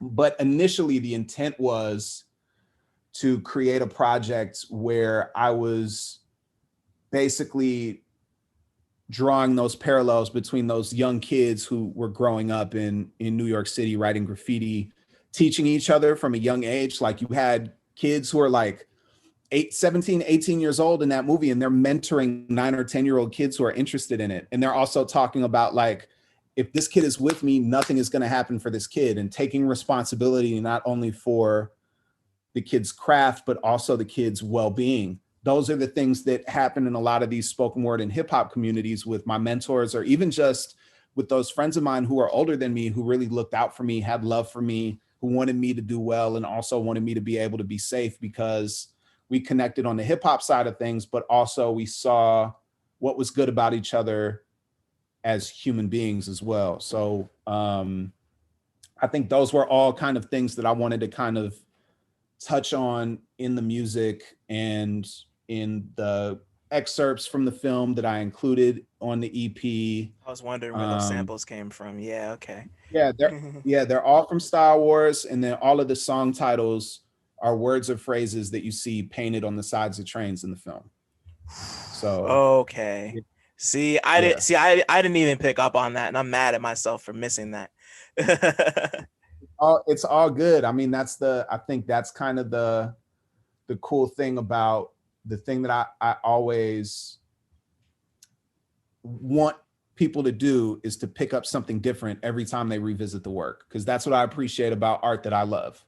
So, you know, if you just get it the first time and then you're done with it, you know, I haven't really made anything with any real staying power. Unless it entertains you, and it's one of those songs like, you know, Return of the Mac, right? Like Return of the Mac is just like endlessly entertaining. I love that song. I listen to it over and over again. Would I call it like the greatest artistic achievement where I can unpack something new every time I listen to it? No, right? Yeah, definitely not.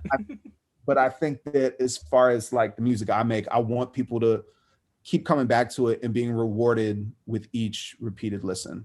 So, you know, I'm not like, even if you didn't get it the first time, you got it now, and maybe you'll go back and you'll hear something else the next time that you listen to it. Right. Yeah, like that gives the work a timeless quality. Like, like that's how stuff winds up lasting for a decade. And then people come back and it's like, hey, like you were really on to something here. Like, I was just talking with Sky Zoo about this a couple weeks ago. And like, that's, man, for real, Fire. son. Man, all the brilliant things is just That so new good. album, yeah, it's crazy. I want to hear him and Twami have such good chemistry. I want to hear them do more Oh, music. If please. they Yeah. Twami Sky Zoo album would be crazy. Put in that pitch on my behalf, man. Oh, Just I throw will. that Yeah. throw that in the DMs. Yeah, You know what I man. mean? Because like him and Swami have been working together forever, and like I've always wanted them to do like an EP or something together. So hopefully we'll see. We'll see if that's in the Yeah. cards at some point.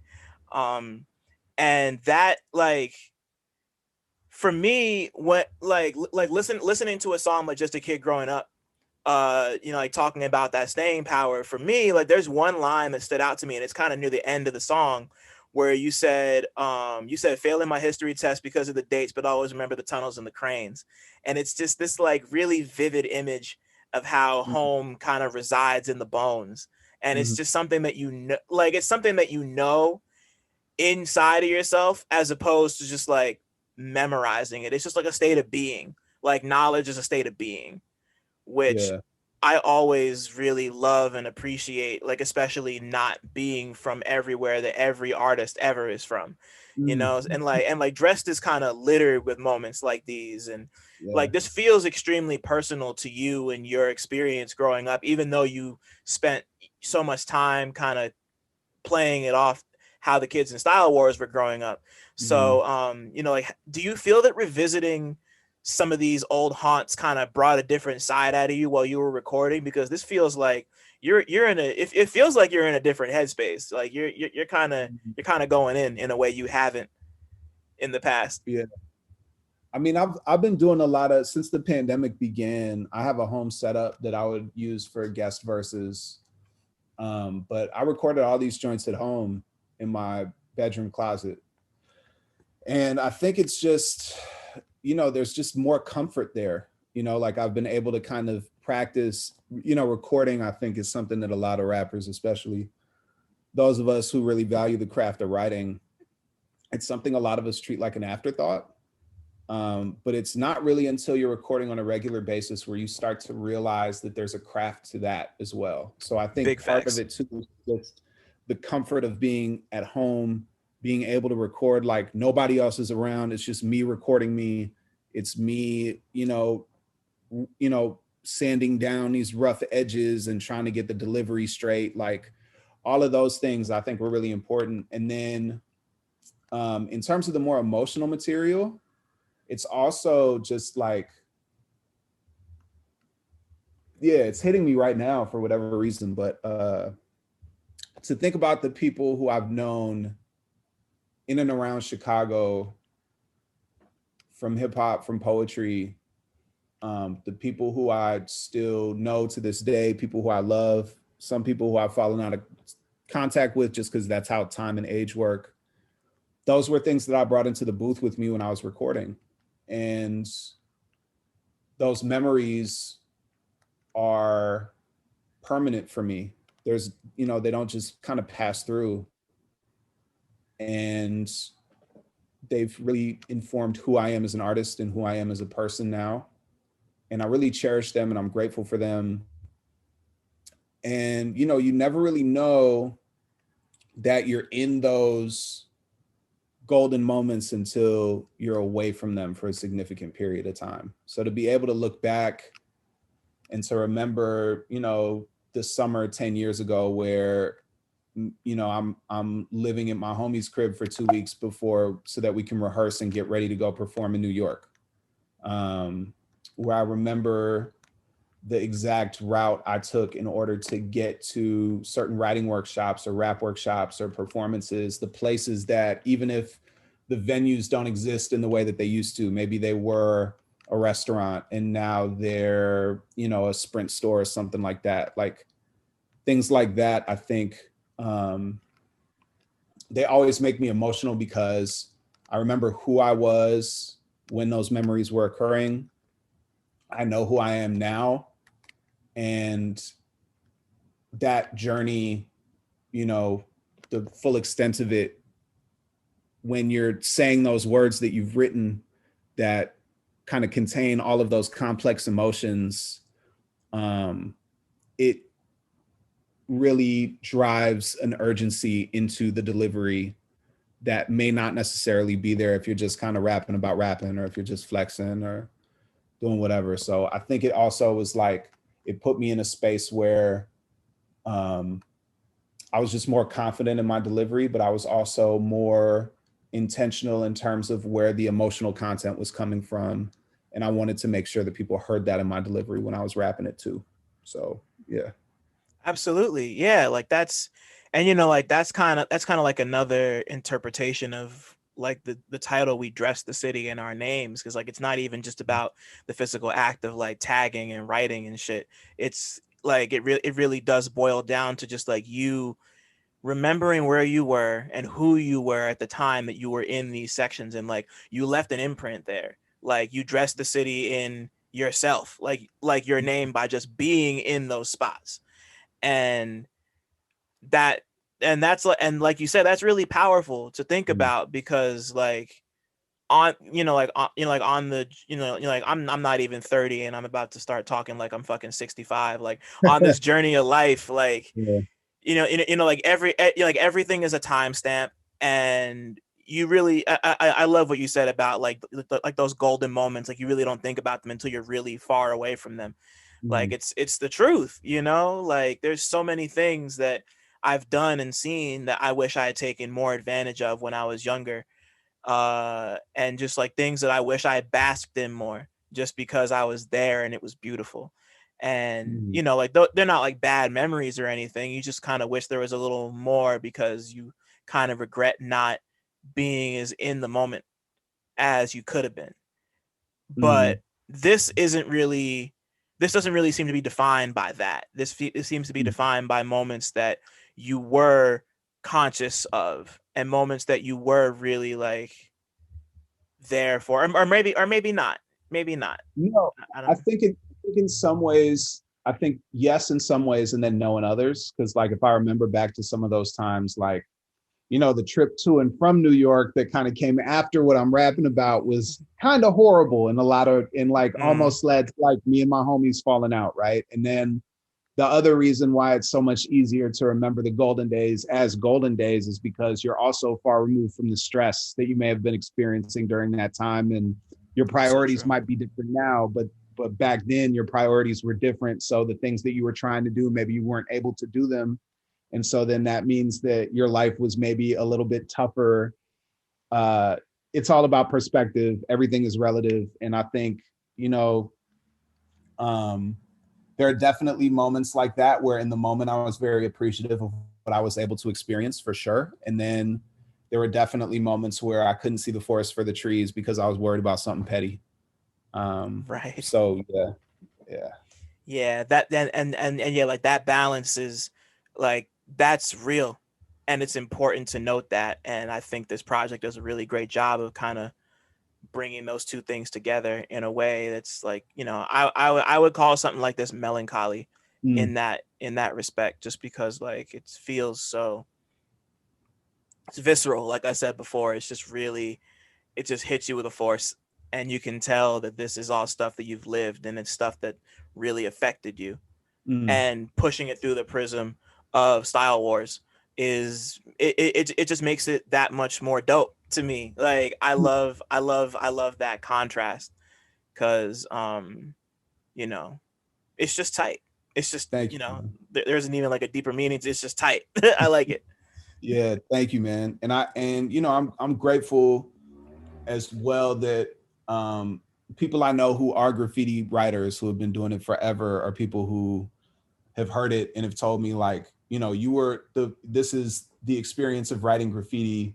This is the first time where I felt like it was like accurately captured on a record.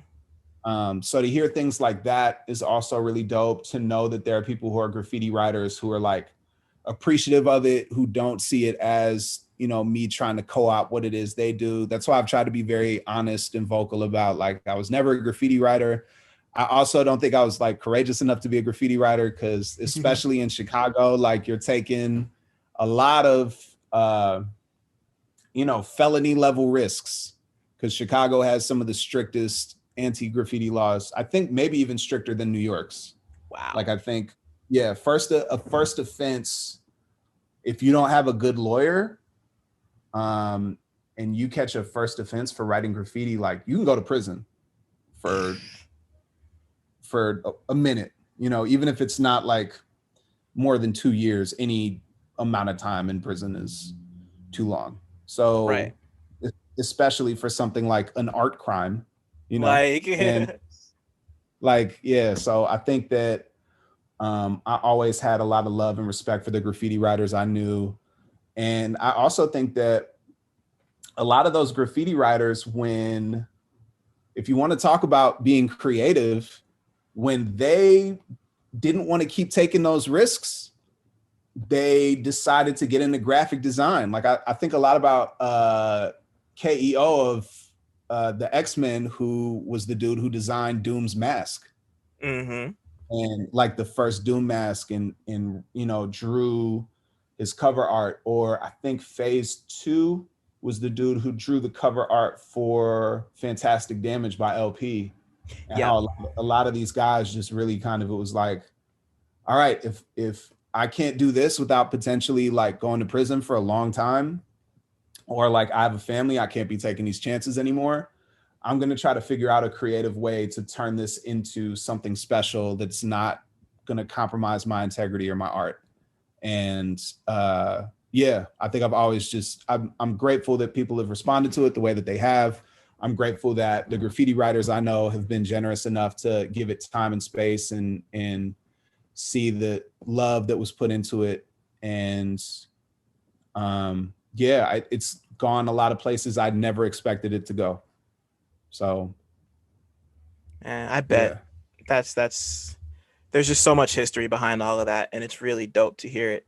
Like whether it's through you explaining it or just like hearing the music. So yeah, man, I'm with it.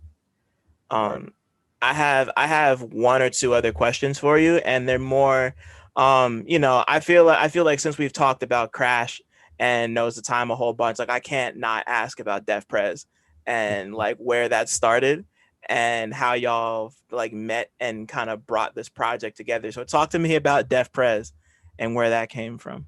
I mean, I'll give you the brief story of how we met. Just like, you know, I met Nose the Time through Crash Prez. I knew Crash Prez through First Wave. Um, he had like hit me up on Facebook back when I had a Facebook, when he was about to come to Madison, because I think he'd heard Selves had come out around that time, and he was rocking with it, so he wanted to build. He actually DJ'd my birthday party, I think, when I got there. Oh no shit. Yeah, my I think that was like my last semester before I came home and finished at a community college.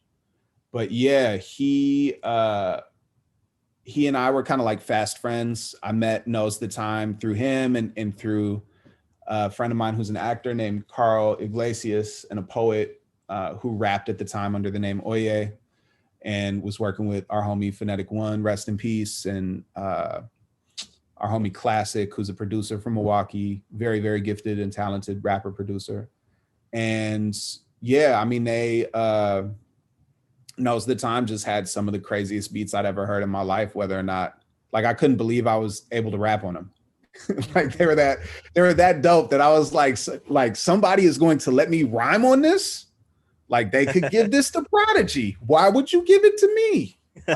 So, you know, I've just kind of been cool with those dudes for, yeah, probably 10 plus years now. And 7 years ago, no, not 7 years ago, 3 years ago, I went up to Madison where Knows the Time was living. He and I had been working on an album that eventually came out called Lacuna. And I just had never really thought to, you know, go up there, lock in with him and record it and knock it out. But we knocked that album out that weekend. We knocked out a song with me and Crash that I think we put out that weekend. I knocked out my parts of the Summer Courses EP. And then the day I was supposed to leave, this is all like within a 48, 72 hour period. Jesus.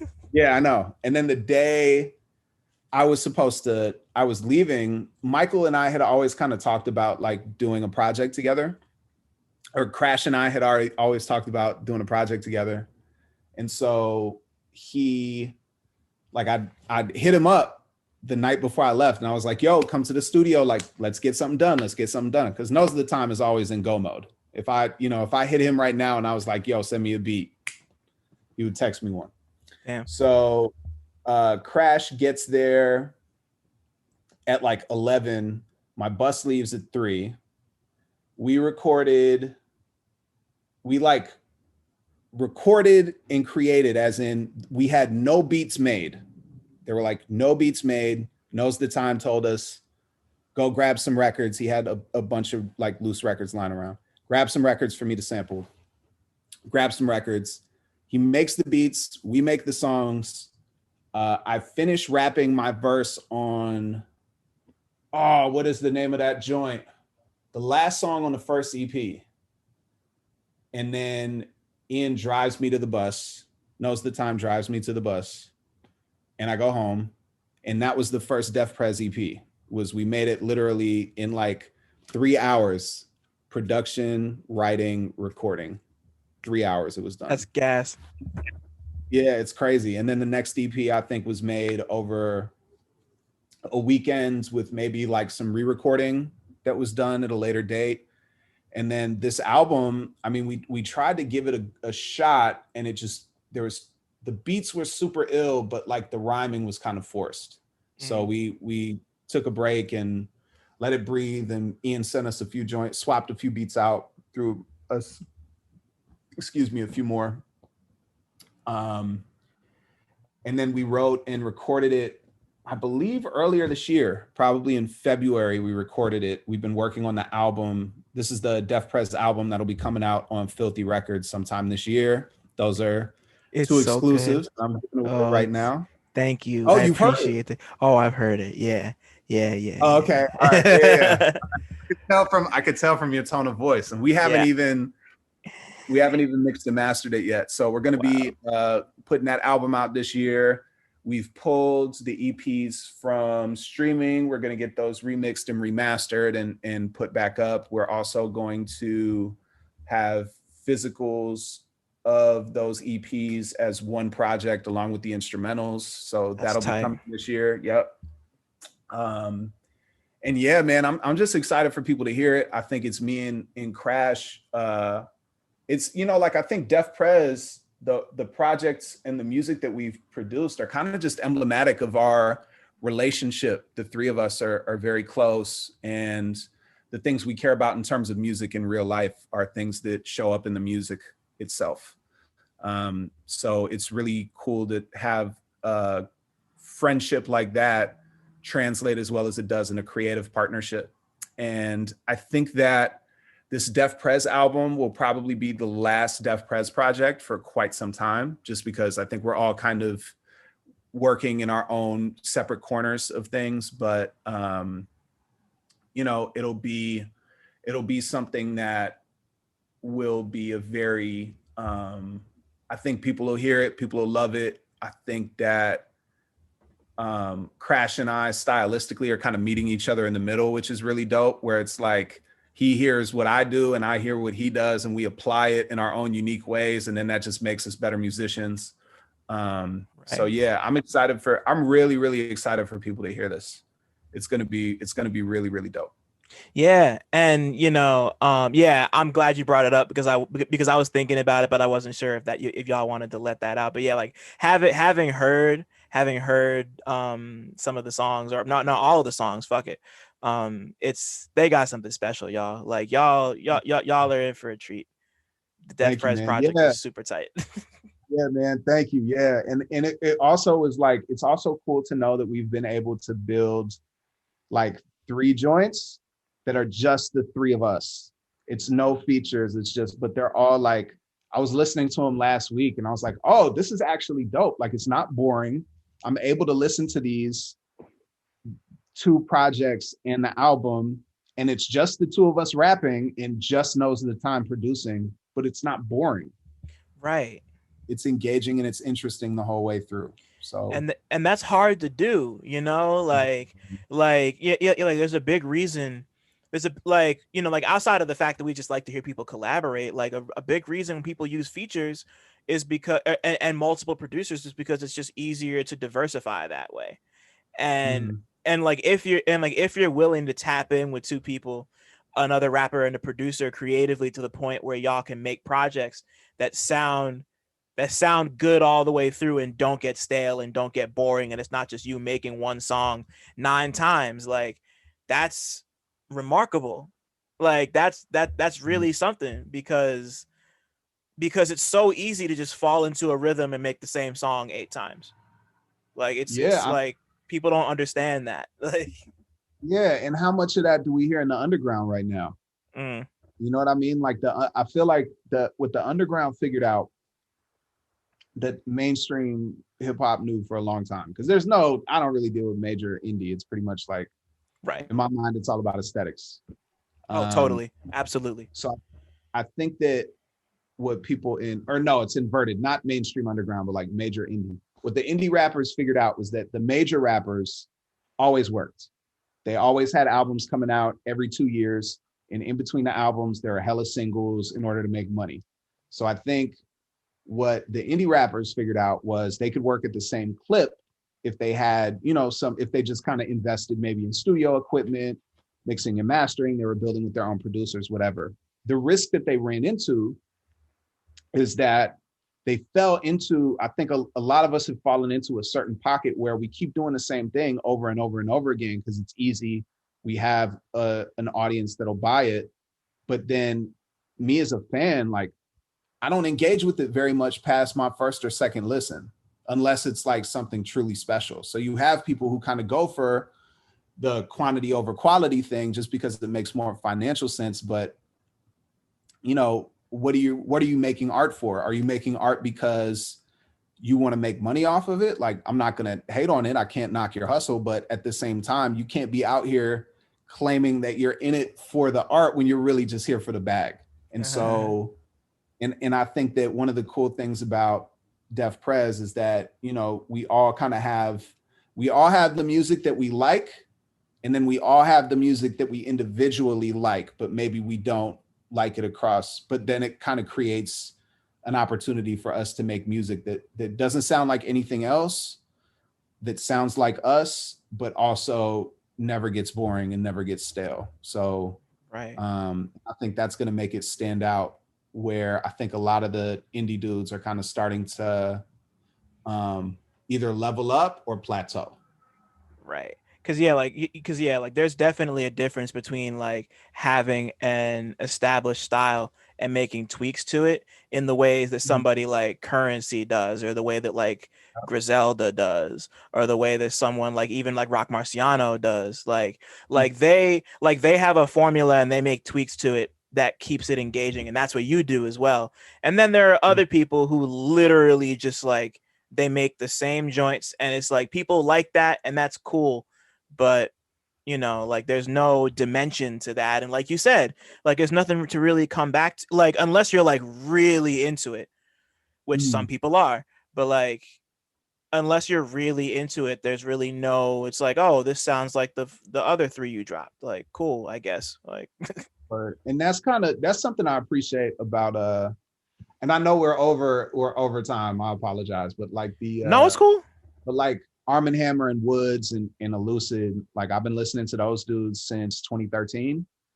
And it's interesting because they've kind of like, you've been able to kind of hear them oscillate between all of these different approaches to the music that they make. So like Woods, for example, an album like Dour Candy is very different from an album like Known Unknowns. He made them both with the same producer. An album like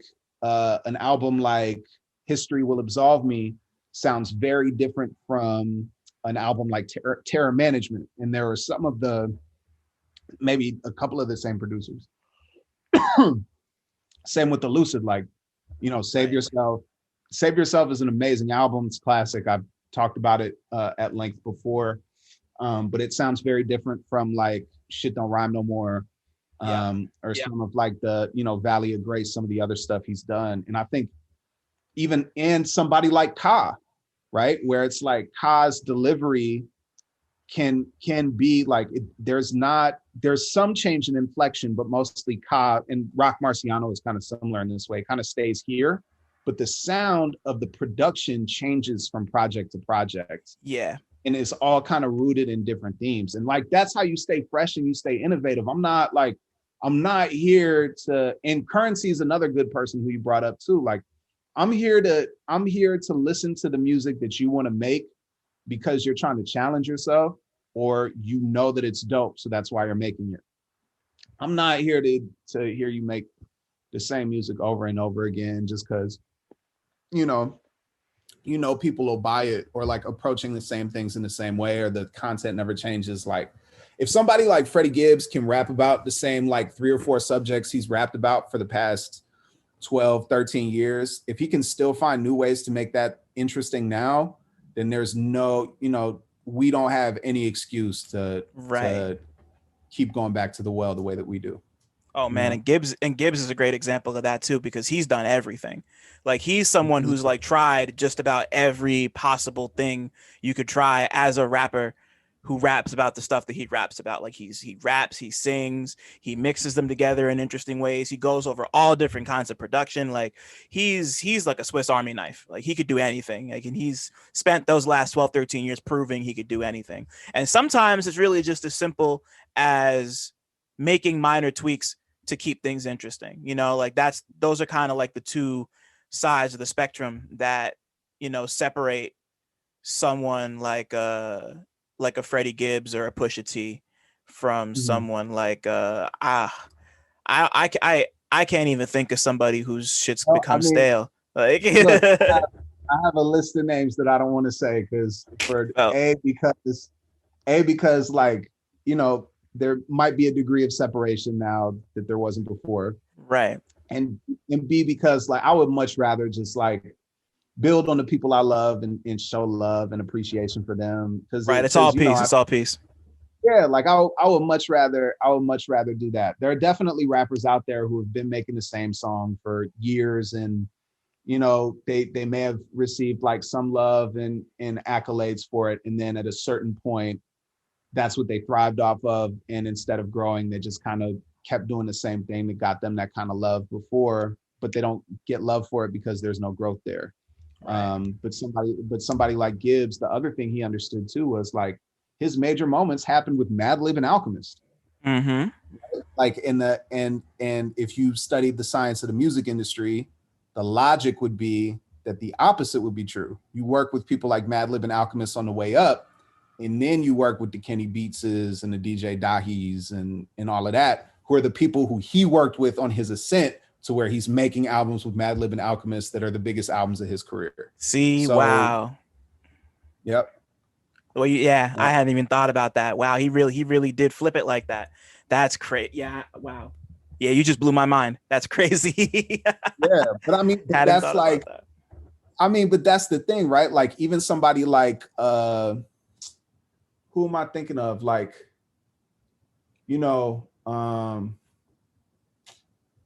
Nas and Jay, right? Nas and Jay come into the game on their way up. They're making classic music, but they're working with LES, Pete Rock, Premier, Ski, Irv Gotti. Yeah, but Irv Gotti is like the exception, because then Irv Gotti became right. Pop.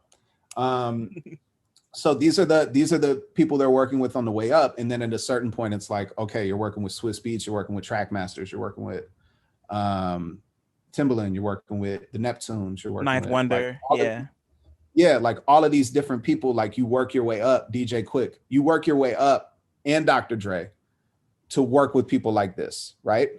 And now it's been really dope to see the inverse become true, where you have like Gibbs or somebody like Pusha. Think about how different Daytona sounds from My Name Is My Name, right? And that, like, from Wrath of Cain, right? Exactly, totally. Yeah, and from Wrath of Cain, and then Daytona was his first moment as a solo artist. That was the first time where it really felt like the hip hop universe revolved around Pusha T for like the lead up to Daytona and afterward. And then he had an even bigger moment because of the Drake battle.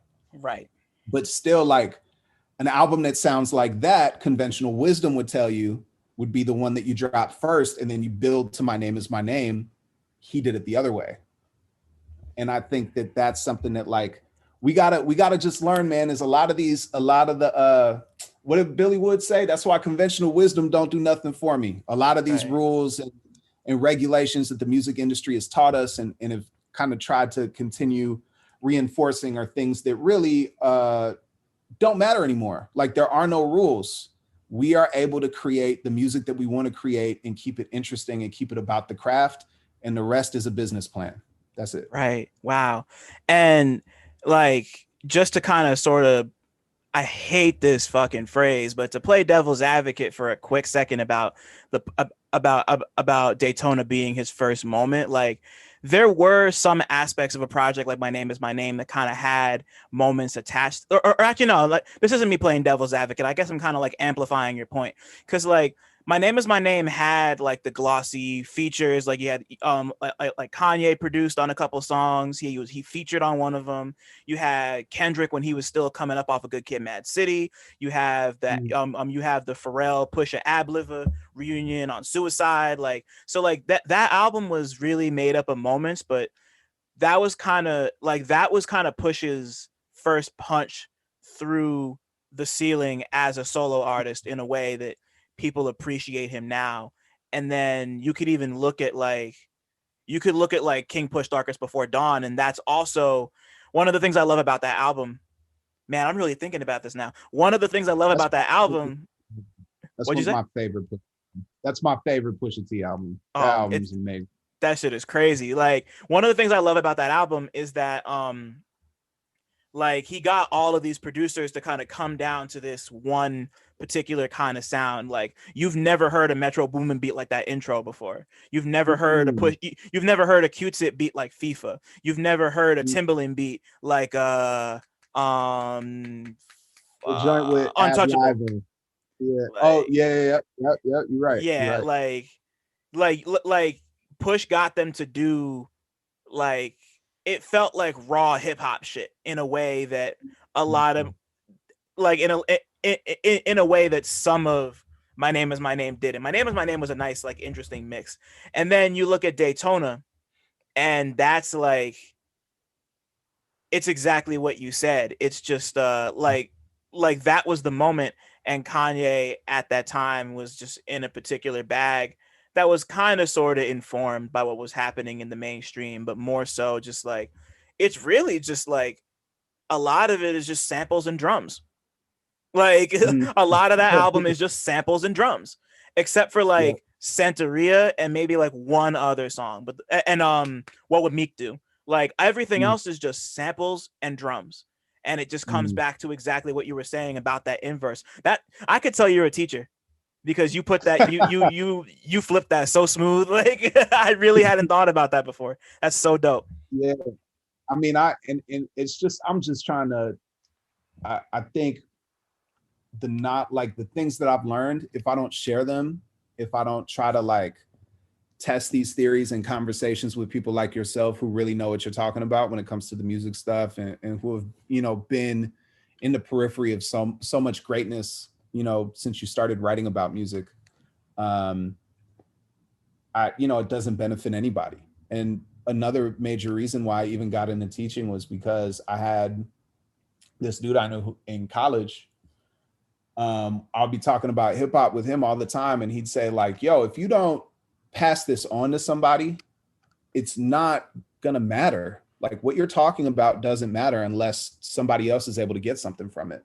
And so what I've tried to kind of be cognizant of the past few years is like when I'm having conversations about hip hop or the music industry, whether they're public or private, the thing that I always want to drive home is, you know, John Coltrane said, some of my favorite quotes about art, you can play a shoestring if you're sincere.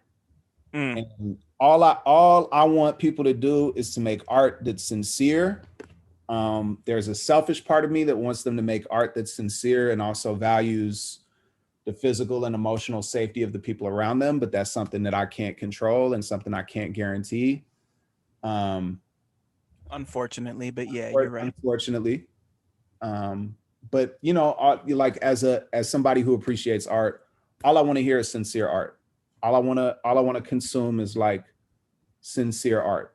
And even if you know, and there's plenty of music I love where maybe the whole is not greater than the sum of its parts. Like the Lil Baby My Turn Deluxe Edition, right? As like as an entire project, it may not be the greatest, but the rapping he's doing on there is crazy. Phenomenal. He's like super rapping all over that joint.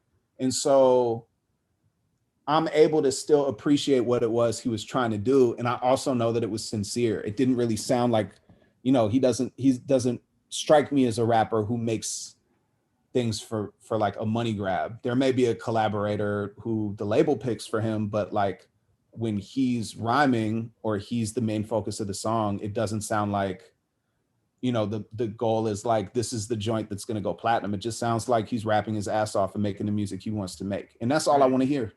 You know? And even on a project like the Dirk project on the Voice of the Hero that I wasn't really a huge fan of, like it's really no fault of either of them because they're both rapping their asses off the whole time, and like you could tell they're sincere. Like none of that is phoned in. It just doesn't hit the way that they want, at least for me personally. Like it didn't hit the way I wanted it to. But like you listen to some of those songs on like Baby's projects, like My Turn and Hard, and even like Harder Than Ever, which is my favorite Lil Baby project. Like that's just like, you want to talk about sincere. Like that's he was on fire that whole project, bro. Like Baby is an incredibly sincere artist, and it took people so long to realize that, and then the bigger picture happened, and of course everyone's all like, oh, like now he's rapping about something real when he's been rapping about real shit since he started, you know. But that's a whole other conversation. Like like I mean, the wants and needs verse was what like hit me. I heard that wants and needs verse and I was like, oh my God. I don't know that I've heard a guest verse this year. Apart from I heard an unreleased verse from a project that I can't talk about that's pretty crazy, but that project's going to be dropping like very, very shortly. So I'll be able to like talk about it then. But apart from that, I don't know that I've heard a guest verse this year that has impressed me as much as that did. And to bring it back to like film and TV and all that, right? Like if you watch a Transformers movie or like, just like, I know Michael Bay is kind of like a human target for a lot of derision. He's a whipping boy for sure. Yeah. There's a part of those movies where you're like, okay, he's did this because he wants to do it. And then you see all of the product placement and all of like the different car companies that are like, and you know, like you see all the car company logos and all that. And you're like, yeah. And also like, he's there for the bag. It's not like, you know, he's not making something because he has some sincere emotional connection to it. He wants to see stuff blown up and he wants to make money. And then I think sometimes like versus somebody like a Zack Snyder, who I kind of view in a very similar category where I can tell that Zack Snyder is making the things he wants to make. They just missed the mark. You know, like he knows the concept he wants to approach. His execution isn't the best. Right. And so like, I see that in film, same thing with television, right? Like I watch, like you watch some TV shows like Law and Order, for example, right? You watch Law and Order and you're like, I could tell that Dick Wolf really wanted to make this something, but it missed the mark versus you watch something like The Wire and it hit the mark. So, you know, like they're just, when it comes to making art and appreciating art, like I just want to see people make this stuff that's true to themselves and the stuff that they really want to make. And I want to see them be successful with it because now more than ever, we have the opportunity to make that happen. So absolutely. Yeah. Wow. That's an incredible note to end on. And like, that's just such a, like, yeah, like sincerity is cool. Like it's cool to be sincere about the music you make. Like not too overly earnest that you take yourself too seriously, but just like, it's cool to care, you know, like and like caring doesn't have to mean that you like go off the deep end with it, but like you can tell when people really care about the stuff they make, and that's what helps it live forever. And that's what I think helps push your music, and what's going to continue to push your music as you continue to release projects and like build a profile. Like, so yeah. Word. Thank you. And I gotta send you I'm gonna send you some of these unreleased joints I got in the cut, just because I record all the time, but I'll send you a little care package. I appreciate you having me on here, man. Shouts out to August Fanon, shouts out to Defcee and DJ Sean Doe at Filthy Records. Hell yeah. Yeah, shout out to everybody who's purchased and supported the project. Next joint is going to be an album fully produced by CineMasai Music. You might get two of them things this year. You're going to get a defprez album this year. And maybe, just maybe, you'll get this album from me, Slime, and Solar 5 that's incredible. Wow, man. So long story short, Defcee is everywhere, and he's coming for his shit in 2021. So just keep a lookout for this guy. He's got it going on right now. Facts. Thanks again for having me on, man. And I got to get your math too, because we got to always out of the podcast too. No, hell yeah, bro. Thank you for even coming on. I really appreciate it. No doubt, man. Thanks for listening. Shout out to y'all for making it this far. And shout out to all the Black people listening too, because y'all really impeccable. Don't forget to like, subscribe, and tell a friend to come through next time. 1.